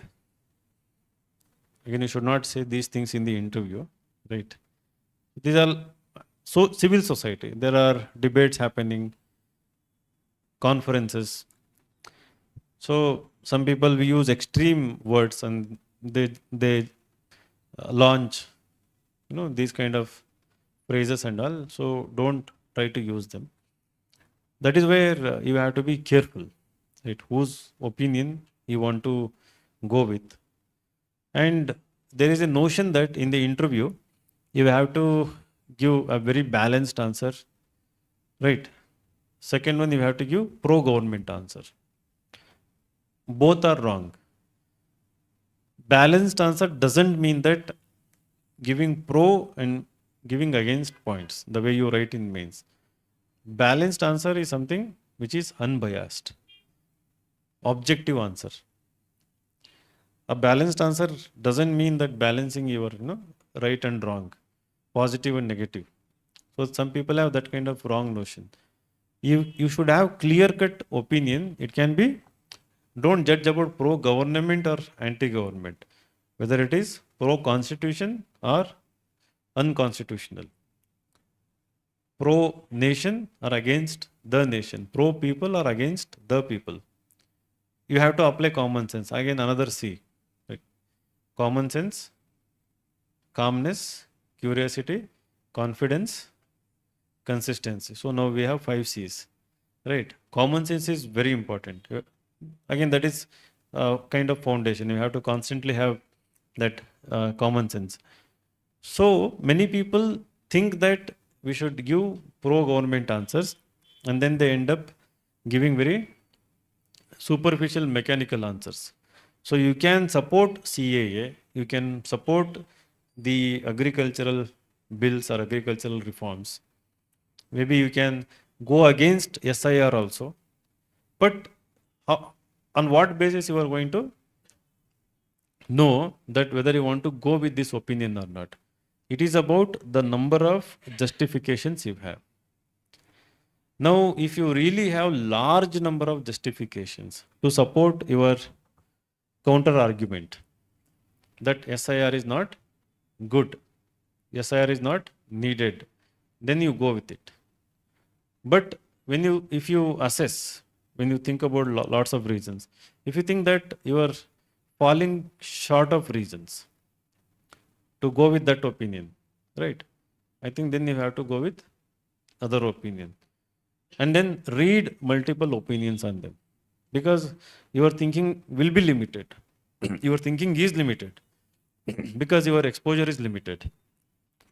You need to have lots of basics. You need to have understanding of the organization. You need to have understanding of the in-depth understanding of the constitution, the way it works, the way these institutions work, about society at large, everything. There are many experts. Psephologists might have written few things, right? Those who are experts in this area have been working for many decades. They will have their opinion. So I think that is why diversifying newspapers and especially the opinion articles, the columns, is extremely important. So whichever opinion you want to go, you have to collect large number of reasons, justifications. So that is most important. If you, and that, because that will show the conviction that you are very confident, right? And as we discussed in the beginning, then it will become genuine, right? So when you give that answer, it becomes genuine because you have got lots of reasons. So when you may give only one or two reasons. Most important, they may not be satisfied. Again, they may ask. You will give another one or two reason. They are not satisfied. Then maybe another one question. Then again, so it becomes exhaustive, right? You have got lots of reasons. So then there is a point at which they will stop because they know that even if they don't agree with that opinion. And I had myself this bias especially between 2016 to 19, that you had to give some kind of, rightist answers and all, right? Because of the situation we have. But maybe it was like that during that time, right? But last few years I've talked with many candidates who have got good marks. It is not that, they have given all pro-government answers. Sometimes they have given different answers and they are very well awarded, given very good marks. So it depends on your conviction, your belief, and the reasoning power, capacity. So now coming to that DAF part, the most important, I think you have the freedom to modify it currently, right? With respect to hobbies sections, number one, you need to be very specific. You need to be very specific. Don't merely mention traveling. So where do you travel? What is the nature of the places where you travel? What is the purpose of the travel? Right. So you may be traveling to only natural heritage sites. You may be traveling to areas where there are architectural wonders are there. Right. You marvel at architectural wonders. So you may be traveling to some places where, Predominantly, it is rural areas. You just want to go to countryside, away from all the urban setup, right? And there is so many. I have seen people, solo traveling, uh, frugal traveling, and uh, heritage traveling, something like that. So they have mentioned. But when you are very specific, we get clarity.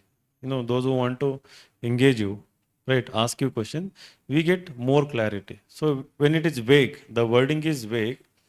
When we don't have clarity, we may ask for the clarity, right? Where do you travel? Which kind of places you travel? And if you don't ask that question, it can be just an assumption that traveling is your passion, you travel everywhere. And then something, we may start with a question where we have never traveled to, right? Something we haven't done at all. So that might, the very first answer may be no from your part. Or maybe I don't know. Something related to your passion, something your hobby. So that should not happen. That is why be very specific. So you may, uh, all the hobbies, like, I see like one word kind of hobbies. So I wanted to talk like doodling, you have mentioned, like doodling what? Like doodling anything, everything.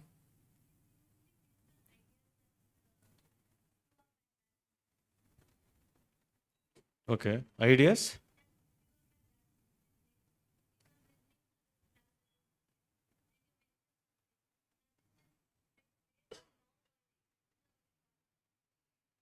Okay.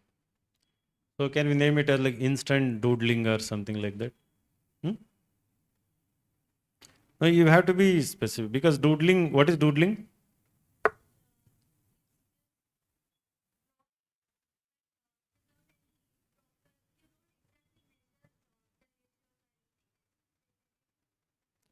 There used to be Google Doodle, right? So, but we could see clear pictures in Google Doodle, what it is.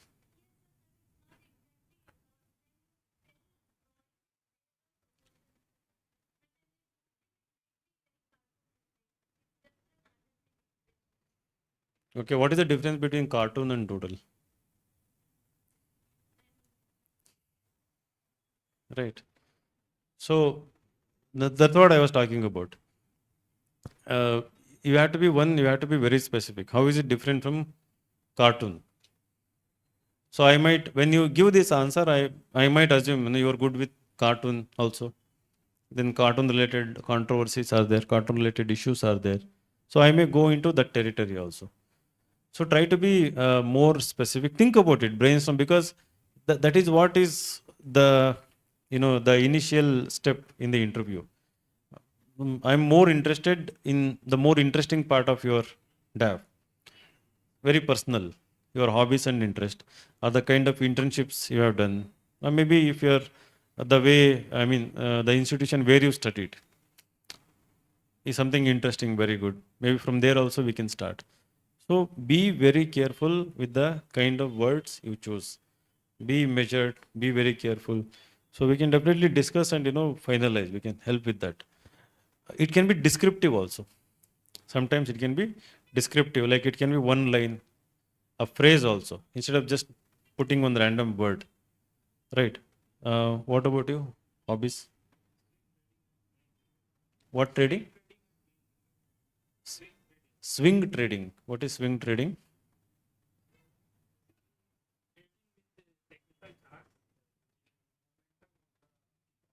Hmm.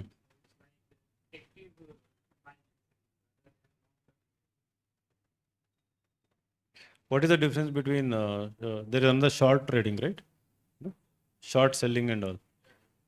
Intraday trading and swing trading.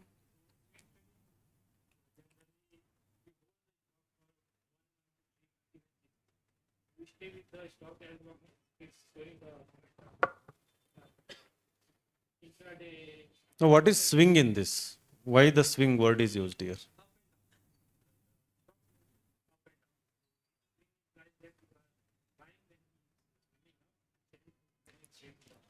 Now, how is it different when it is doing well, when it is not doing well?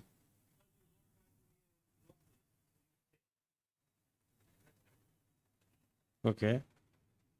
Did anyone get clarity about it? Swing trading. No, I'm not good with stock thing and all. I'm just curious here.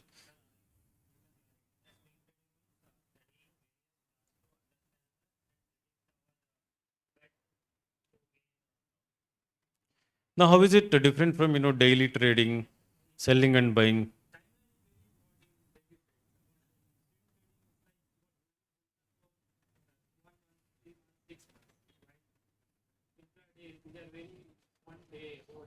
So why are you holding your position for 1 month or 3 months?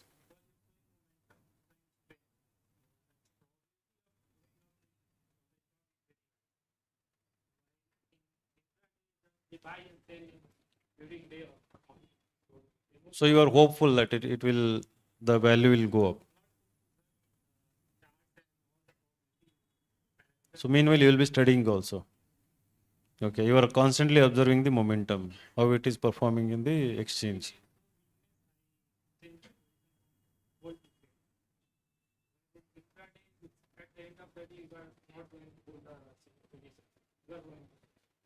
How long you have been doing that? 2 years. How much profit you have made?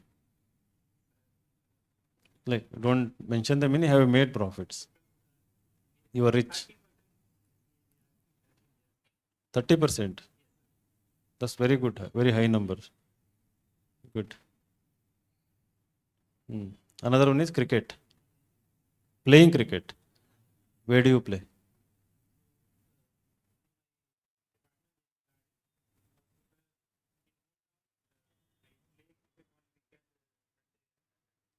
Okay, you are from Kolkata, Calcutta. Okay. So where are you working? You're working in Bangalore, right? Watch, you are not working, like you are self-employed. Okay. Aspirant come self-employed. Good. Hmm. What about your hobbies?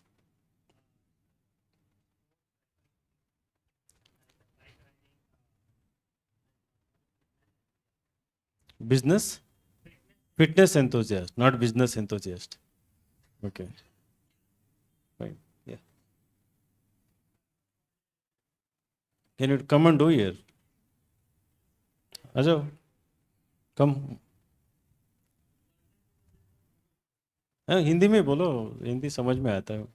मैं भी हिंदी में comedy कर सकता हूँ थोड़ा सा, but हाँ आ जाओ. परफॉर्मेंस का टाइम है, हंसा दो सबको. देखते हैं कितना हंस. मैं बहुत थक चुका हूँ. कल पूरा हमारा कन्नड़ा राज्योत्सव चल रहा था, हिंदी नहीं किया हम लोगों ने. अच्छा, चलो ठीक.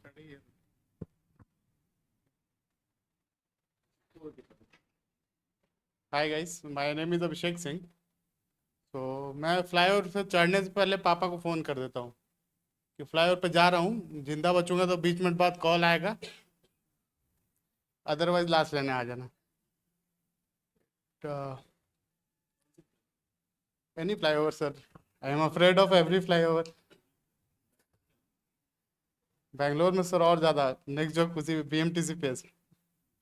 When 2 BMTC buses come and I am driving in between, I get afraid of being sandwiched in between.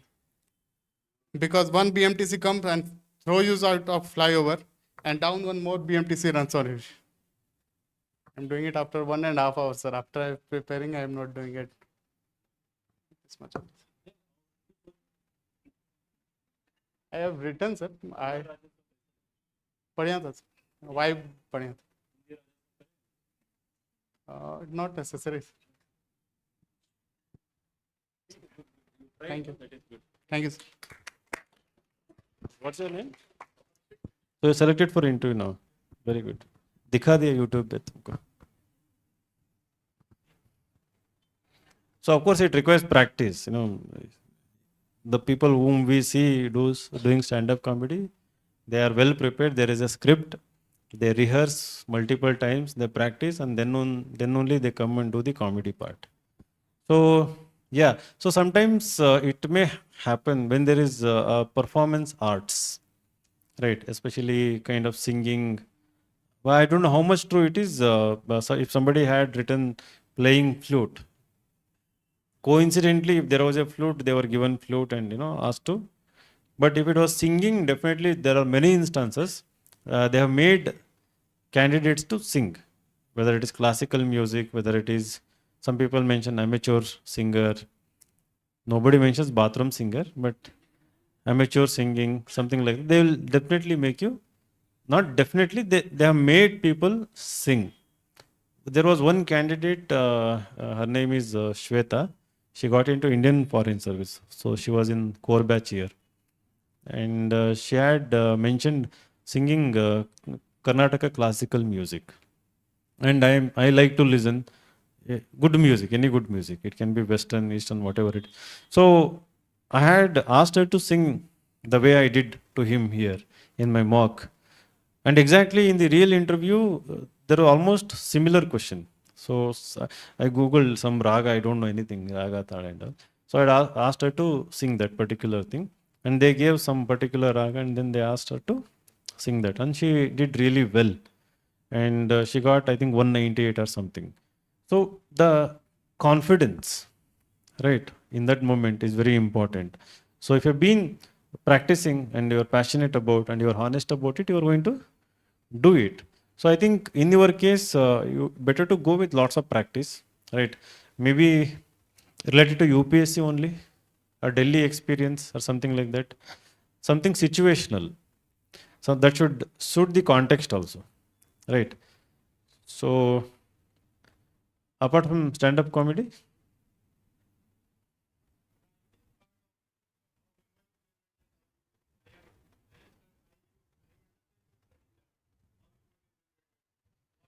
what is generated? Humor. Okay, okay.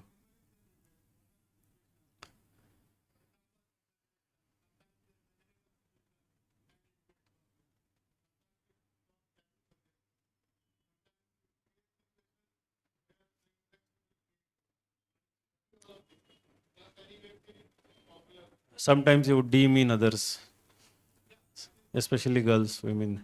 In India, Kapil Sharma,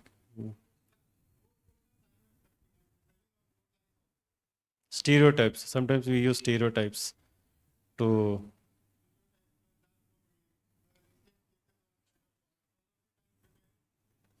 No, it's fine you are preparing, but both are related, right? Okay. So if both are related, I think better to go with the second part instead of writing it as your stand-up comedy. I mean, if you're confident, you can write the second one, learning about the source of humor, something like that. We'll figure out what is the wording. Think about it. So these are the two hobbies you have.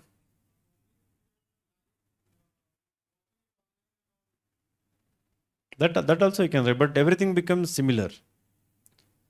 So you need to have, please sit down. So what I recommend is that at least minimum to maximum three distinct hobbies, right? Minimum to maximum three. Sometimes people like four, five, six. So you can accommodate them in other areas, achievements, sports. So for example, cricket, you can just mention the cricket in the sports. If you're not really playing passionately cricket here, but you have played in the college and the school level, and again inconsistently have been playing, you can mention in the sports column.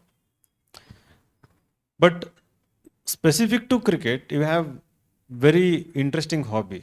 Let us say that you are fond of all the numbers, are using big data analytics with respect to cricket, or maybe interested in knowing the technology that is used in the cricket, or maybe reading biographies of cricketers, or maybe knowing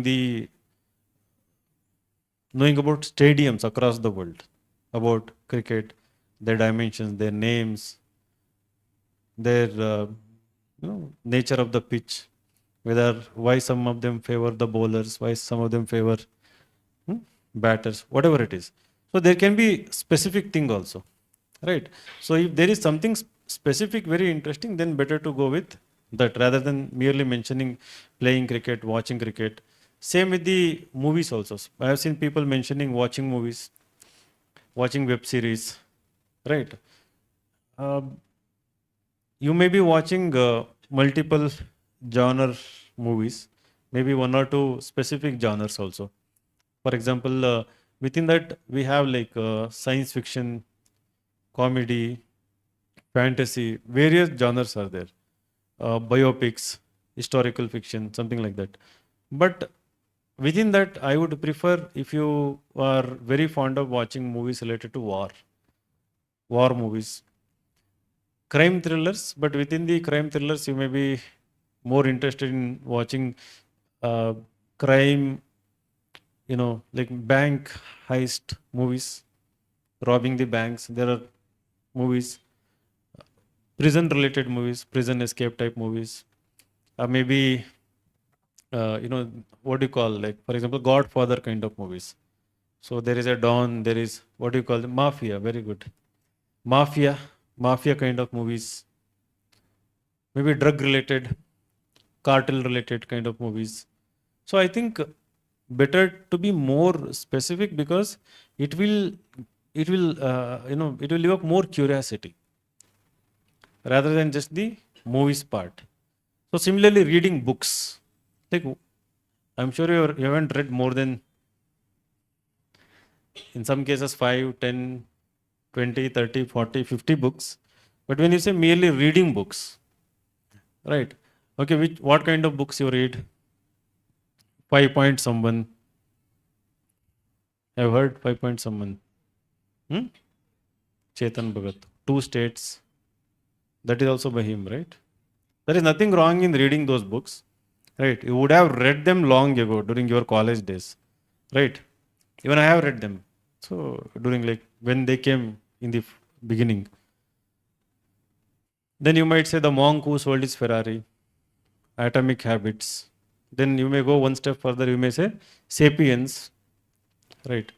Or maybe Homo Deus, Nexus, 21 Lessons for 21st Century, something like that. Okay, good, cool. But reading books is too vague.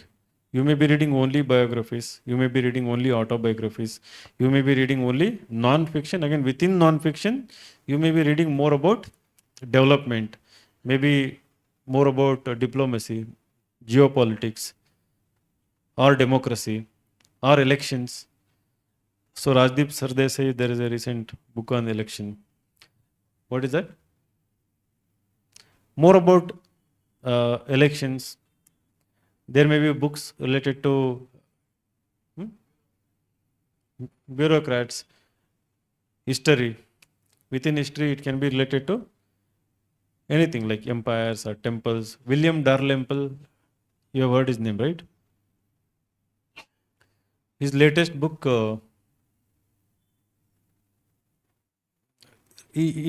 I mean, only last week it got released. I bought it also. I don't remember the name. So it is transformations. It's about what I know. What about? I mean, what is this book about? It is about India's contributions to the world, right? I'll just check my Amazon.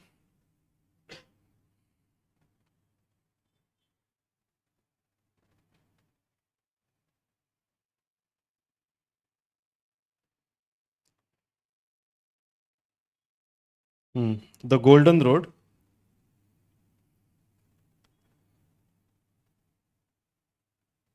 How ancient India transformed the world. I remember this India transformed.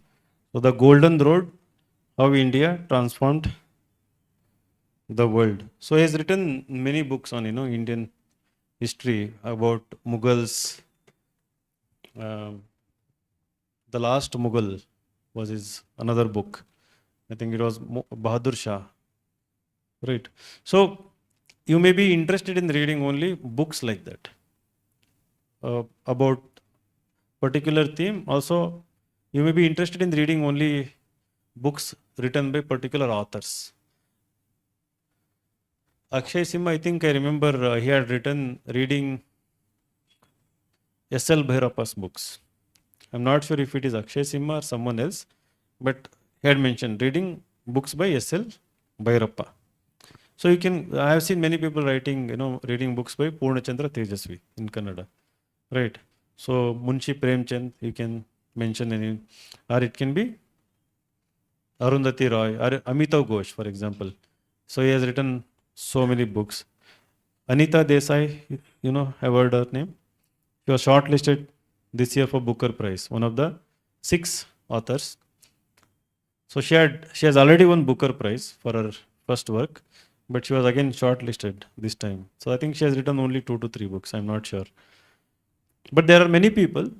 So those who are into reading, be very specific. So similarly, I have told many people to write minimum to maximum 3. But the very point of this particular section, you know, is to show that what are the extra qualities or dimensions that you have added to your personality. And you have to be really passionate about those things. And then it is purposive. So it is easy to have a conversation when you mention something which is related to an issue, state, country, or outside the country, in general around the world, right? So I think that is more important to start a really good conversation, discussion. So that is why I keep telling people, um, reading about artificial intelligence, for example, reading about quantum computing, if it is technology, or reading about anything, any discipline, or blogging about something, right? If you have been blogging, so if you already have a old blog and if you've been blogging about something, so maybe still you can add this particular interest, because when you scan through the syllabus, because you've passed the mains examination, you've read so many things, it is not that every part of the syllabus you have devoted or you like equally well. No, you have got interest, you have developed interest in each and every topic equally well. So there are few areas where you have definitely given more prominence, right, during the course of preparation. Maybe something from the art and culture might have interested you really deeply. Maybe something from the social justice part, maybe something from disaster management, or maybe security issues, or maybe science and tech part.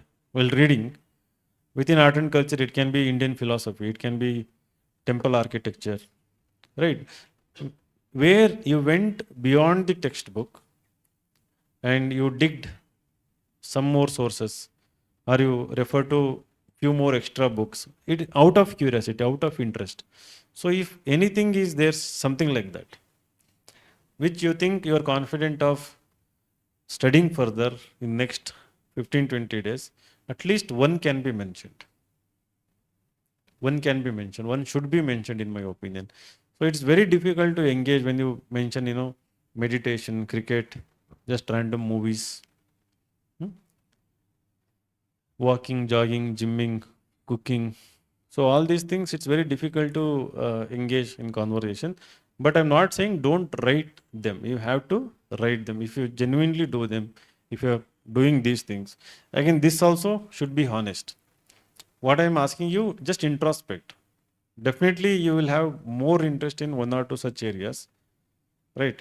So think which is your comfort, which is your the topic where you can be really comfortable with preparing further, digging deep further. At least one. I'm not asking you to do 2 or 3. At least one.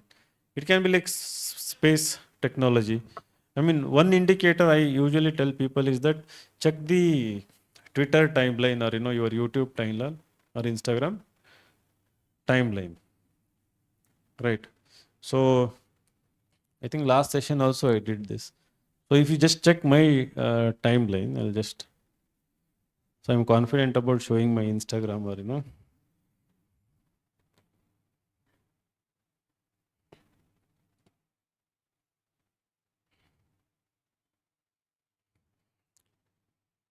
of course the first one is the Rajyotsava.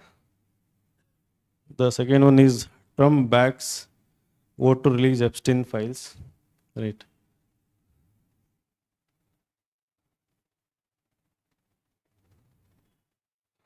This is Dark Side Earth, something related to geography, geology. This is architectural design. This is about books, non-fiction books. This is the college I visited, IAM Kolkata related. So this is about again BBC news related to Venice. Again, this is about literature.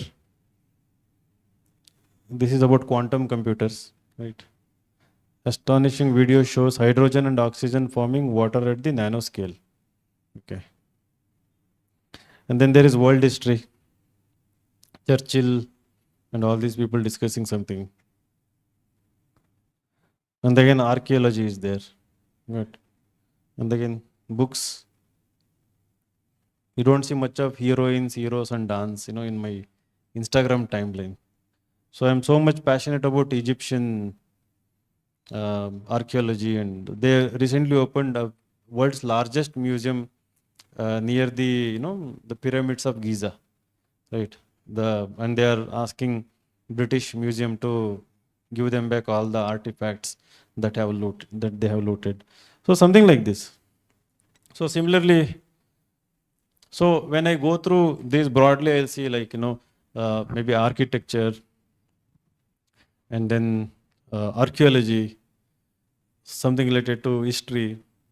So I think you will definitely have something like that. So just pick one and start reading more about them, which you definitely can do, because you are able to read entire GS1 in 5 days. Hmm? Right? You are able to read entire GS1, history, geography, world history, modern history, art and culture, society. You are able to do that in 1 or 2 days during the mains time. Before prelims, you can read entire Indian polity in 3 to 4 days. Right? So why don't you, for example, how the rights are developing in India, right? The debate around, the human rights, fundamental rights, their evolution, it itself can be a small interest, how they are, right? So like this, you can actually, if you can just remove everything, right? And pause and think and start doing introspection where your concern is really, right? What does actually bother you? What does actually concern you? That is also part of interest, right? Interest doesn't mean something you like, something you are also concerned about. For example, if you are concerned about the state of government schools in India, or if you are concerned about women empowerment with respect to their political representation, right? Or if you're concerned about child malnutrition, if you're concerned about forests, right? How they are fast depleting. If you're concerned about street dogs, right? So if you're concerned about the vanishing birds, right? Something like that. So that can also act as an indicator to identify which can be put as hobbies and extracurriculars. So then achievements, if you don't have, don't really worry about it. Leave it blank. Sports, if you don't have, don't worry. In the NCC, and they have written NCC slash sports, right? So there you can mention about scouts and guides and also about NSS. Any voluntary services, any voluntary things you have done. So there it can be actually mentioned. And scholarships and all, it can be from first standard to university level. So leadership also from school to college level. It is not like state and national level. So whatever, like class representative, school captain, sports captain, prefect, whatever it is, all these things can be mentioned. But be very honest with it. And if there is long gap, 4 to 5 years or 2 to 3 years, genuinely don't try to fill it. The board is so well aware of these situations, because everybody who goes to interview 2700 odd candidates, majority would have prepared long term for this examination. Every year after year, they would have spent minimum 3 years, maximum 9 years. So it is a very well documented fact. Some of them might have reached that stage while working in an organization, private or government. Some of them might have got there during the course of their preparation after 2 to 3 years. Some of them might not have, might have got the opportunities, might not have joined also. But that doesn't mean you try to show it somewhere. You cannot show it. Only in the introduction you can talk about it, maybe. But some of them might have joined higher education, right? So that will also fill the gap. I have seen many people, if anthropology, then they will join anthropology course. Political science, ignore political science, something like that. So I think that is all fine. But don't fake anything in the DAF. It's very, very important, right? So another area, last.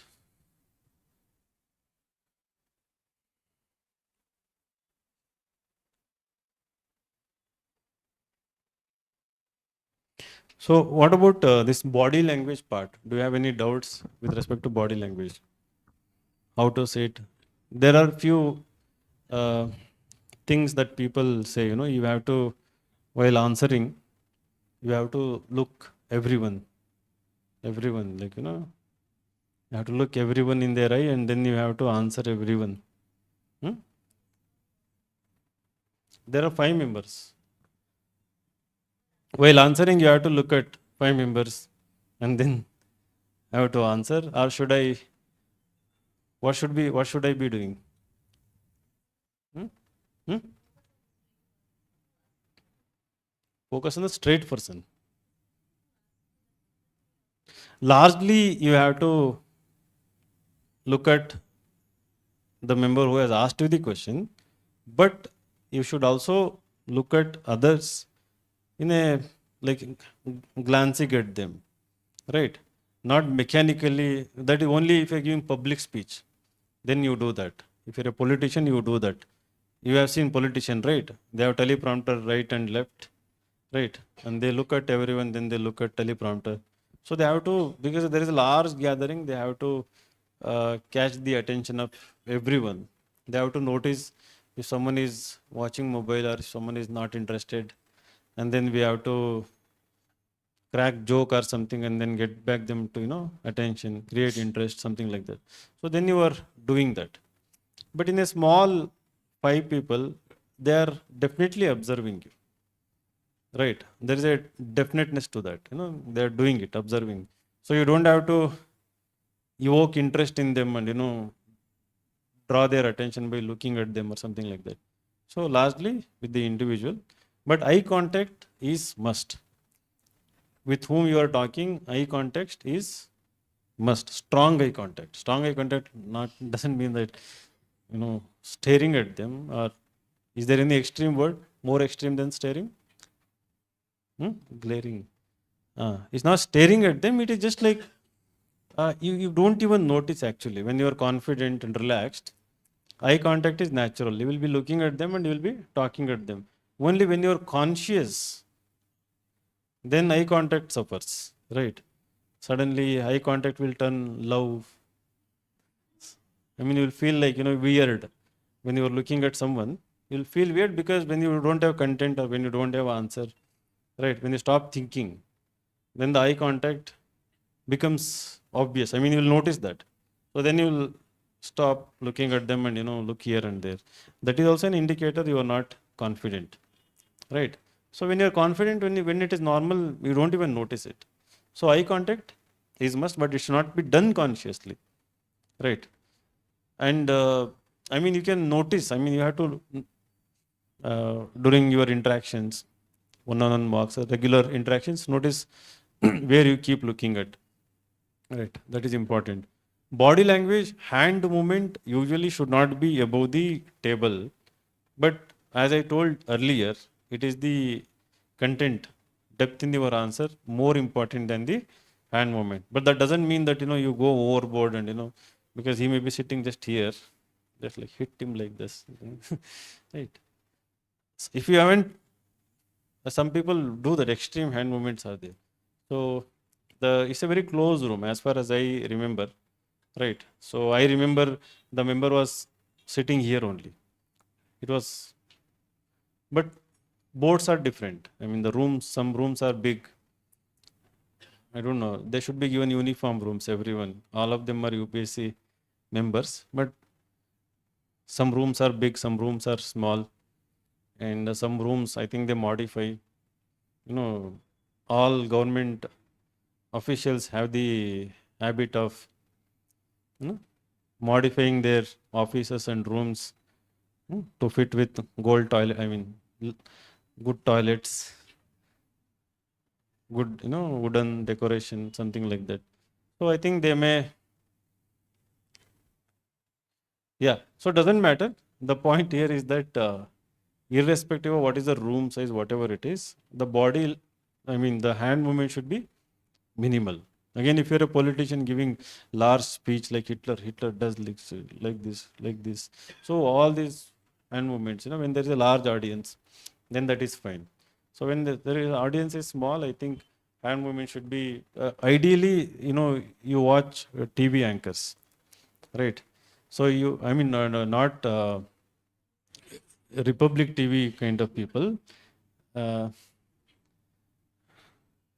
what? Mic ಇಟ್ಕೊಂಡಿದ್ದೀನಿ ಕೈ ಈ ಥರ just ಹಿಂಗೆ ಬರುತ್ತೆ simple ಆಗಿ ಈ ಥರ minimal ದೂರದರ್ಶನ್ okay but you should not clench your hand also like clenching means sometimes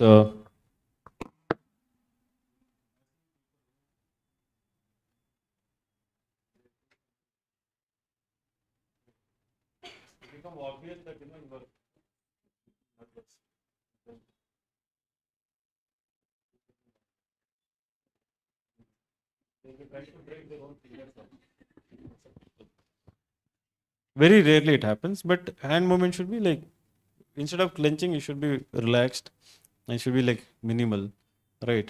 According to your answer, rather than it should not. It should not be like random, right? In consonance with what you are speaking, rather than abrupt. So that is one thing. Posture should be not like leaning back and chair. I've seen some people answering like this.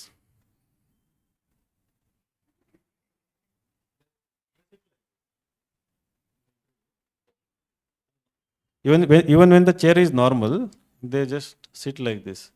So it is kind of you are distancing. You have to be keen, right? You have to sit straight, but not leaning on the backrest, but sitting straight. I prefer leaning slightly forward, not too much also leaning, right? Slight leaning, but still the straight posture. So that will show that you want to really engage them. You are relaxed and more curious, right? So that is important. So some people just like that is very offensive. That is with respect to body language. And when you are sitting, even though your legs are not visible, there should not be any leg movements, something like this or something like this. While giving answer, you may not be doing it, but while listening to question, right? While listening to question, I have seen people making some people have only one, making shaking only one leg, sometimes two legs, right? So try to avoid those things also, and also unnecessarily nodding the head. Some people have the habit of nodding head this or like this way. That is also not required. You have to stay like stoic like, but again not like totally robotic like, because you have to keep looking not like this also. So there can be minimal movement. Our attention should not go to it. Is just like when somebody has written essay.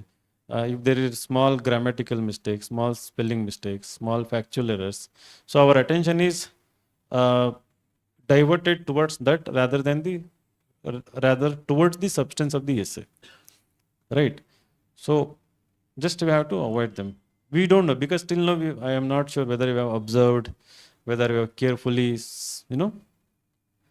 analyzed your own personality, your own body language. But henceforth, from now onwards, you need to be very careful. And another thing is that while giving answer, never ever touch your face, right?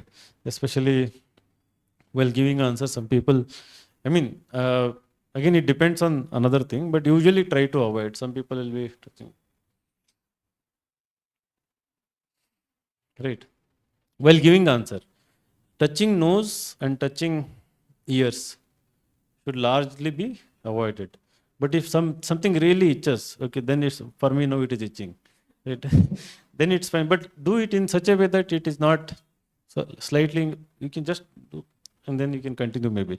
But again, you know, but I mean, some people, exceptions, these are exceptions, but you should not fall into that category of, exception. So try to avoid scratching your face, touching your nose, or even rubbing your eyes.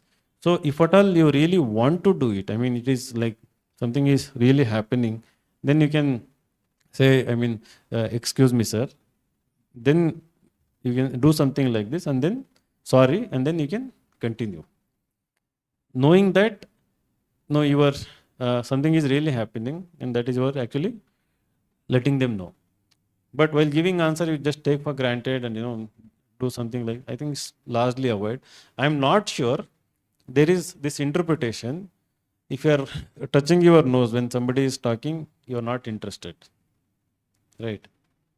When somebody is talking, if you are touching your nose or something, you are not interested in what they are saying. While you talking, if you touch something like nose, you are dishonest, right? What you are saying is not honest. I'm not sure about it. So I don't know. I have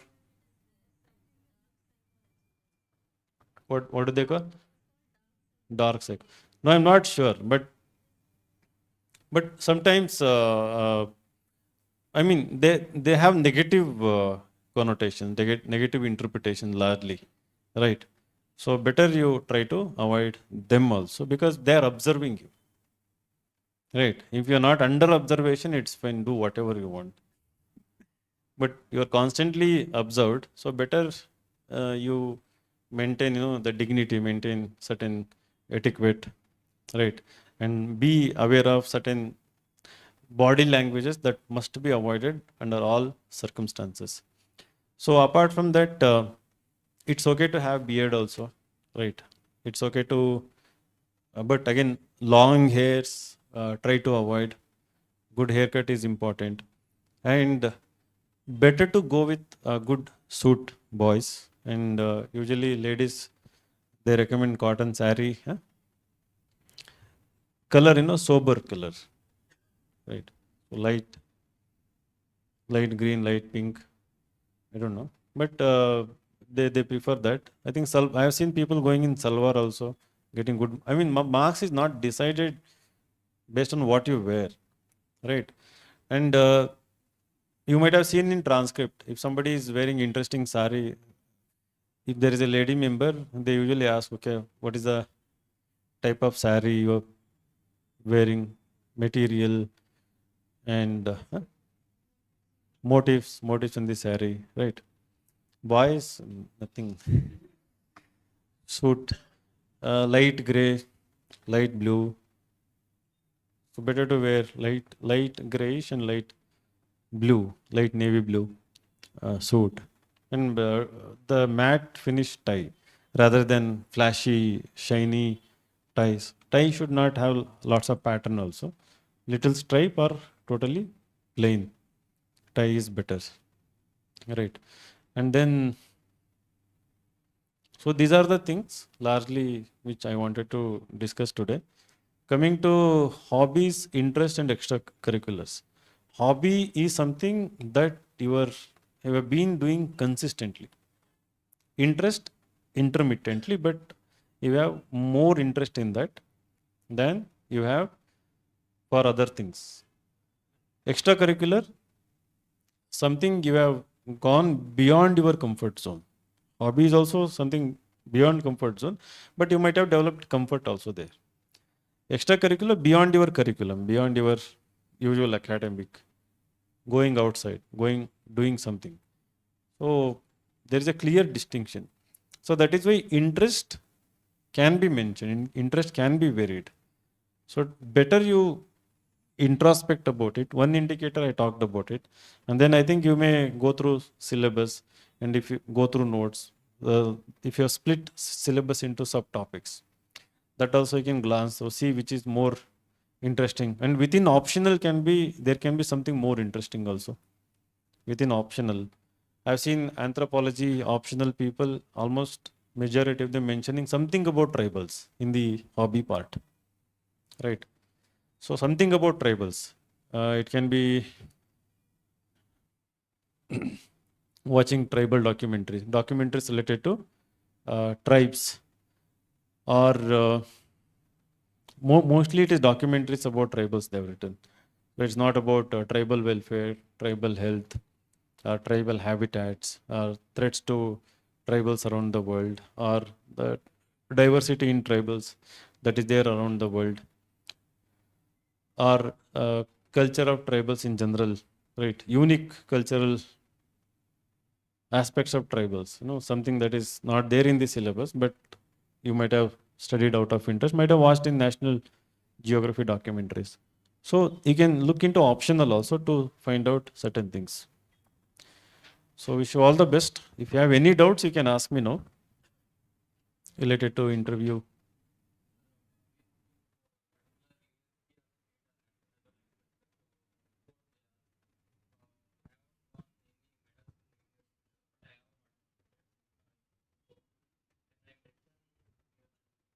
In achievements, you cannot mention. In sports, you mention. In achievement scholarship, only if you have won something, a medal or something. Even if you have presented a uh, paper beyond your academics, again, not as part of your assignment, internals, but something out of interest, uh, in coordination or in, with your professor, you might have presented some paper. If that is there, you can mention. But that coco should be in sports. No, it's okay. The sports is not about winning or anything. It is playing.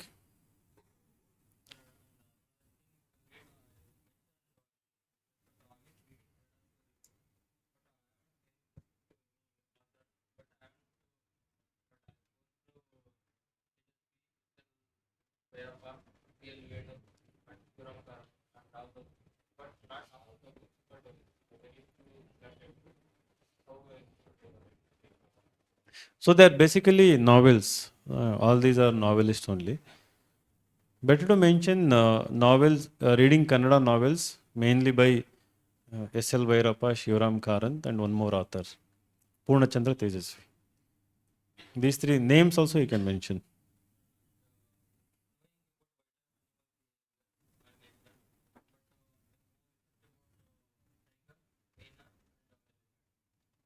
Then better you mention be specific about, because when you say animal behavior, I can start by asking about insects also, birds also, aquatic animals also.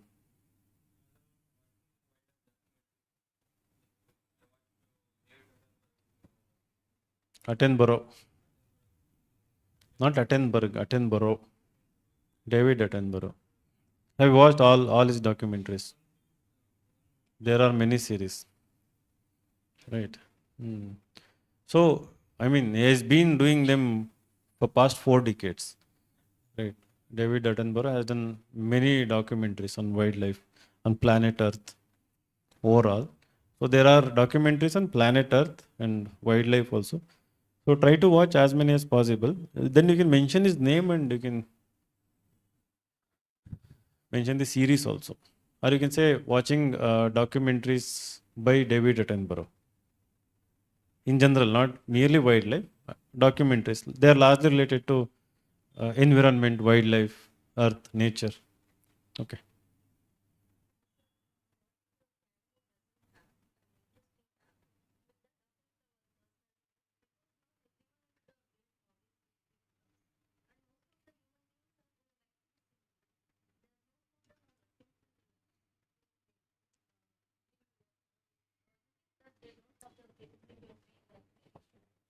Okay. Our question is that what if somebody doesn't have any hobbies or interests?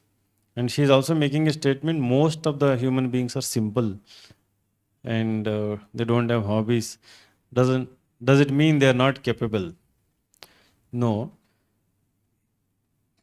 As I said, it is adding more, dimensions, more value to your personality by pursuing so many things. But sometimes what happens, your honesty, your integrity, clarity about what you already know, that can confidence, that can also win over the people. But when you reach the interview stage, you have acquired large amount of knowledge also. These qualities coupled with knowledge can still get you good marks. When you don't have hobbies and interest, you have to engage them in the knowledge part and then the core personality traits part. If you're able to if you're able to engage them, there still you will get very good marks. Even when your DAF is lean and doesn't have many accomplishments, achievements, leadership roles, sports, hobbies and interest, even then sometimes there was a time we would recommend, fill so many things. Now the strategy is that whatever you have really done, mention them and exceed expectation in the interview. But the risk here is that questions can be random. We don't know what they are going to ask.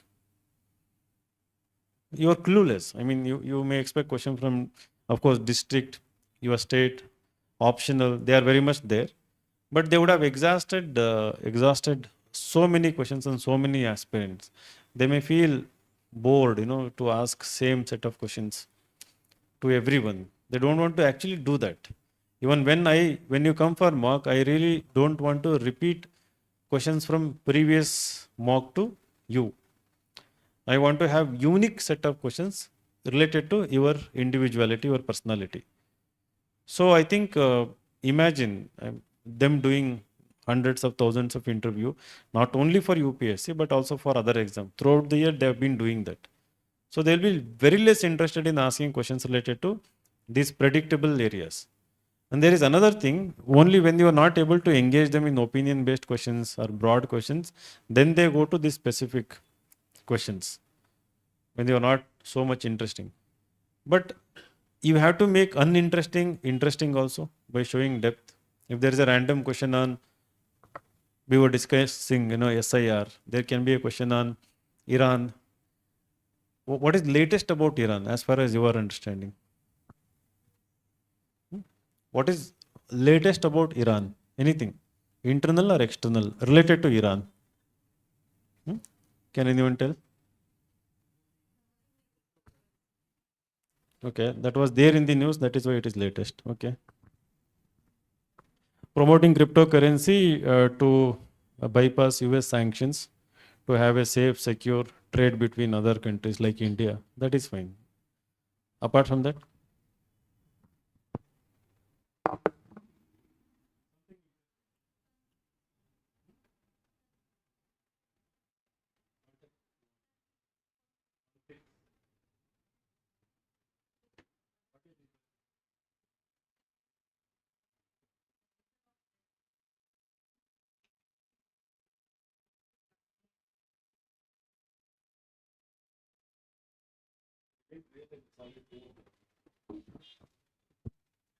did we talk so much?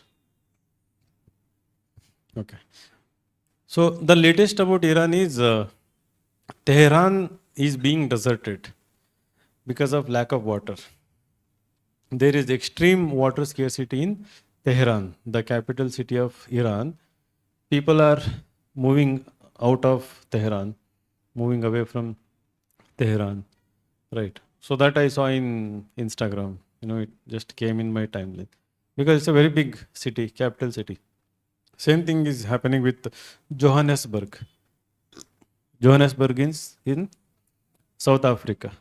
So the water scarcity and some of the world's biggest capital cities are severely suffering from them. So you have to, it's just something new. If there is a usual question on Iran, okay, if there is a question on conflict between Iran and Israel, or maybe Iran and Pakistan, or Iran and US, can you create a context where you can bring this part? It is not only Iran, not only suffering because of the war and other insurgency and other stuff. Internally, it is also because of political turmoil, unrest, lack of trust between military, government, and other things. Also, the water deficit problem, something like that. So, by making obvious answer non-obvious, by adding more elements of interest, you can still do well in the interview. So that is the point. Okay, thank you so much. Wish you all the best. ಏನೋ doubts ಇನ್ನೂ ಇಂಟ್ರೂ ಕೊಡ್ತಿಲ್ಲ but you are asking very good questions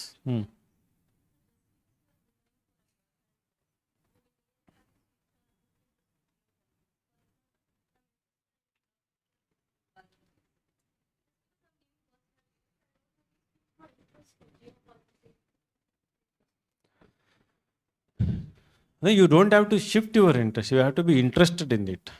Just for the dab, just for the interview, don't do that. You have to be genuinely interested. You said you are interested in philosophy, Indian philosophy, right? So read more about Indian philosophy. There is a book by Dr. Radhakrishnan. There are 2 volumes about Indian philosophy. Buy his books, start reading them.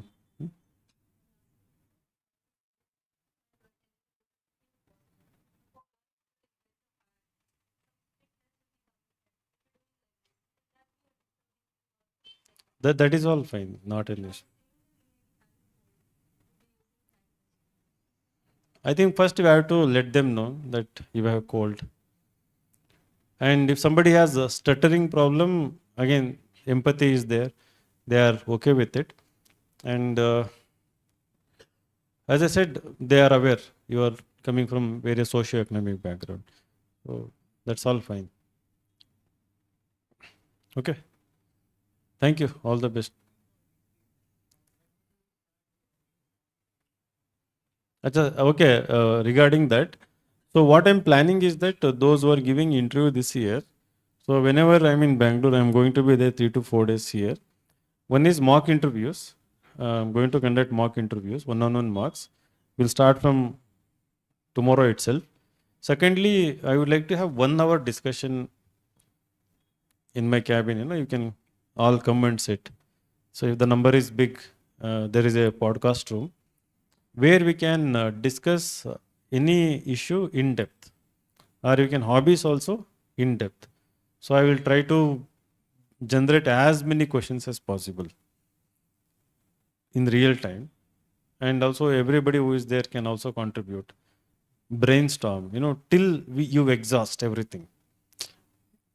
Pushing the limits, so that you are forced to think deep and think hard. So that is something this year I would like to do. So maybe in the evening we can do for 1 hour, maybe for 2 hours we can do it. So we will be doing it from tomorrow itself.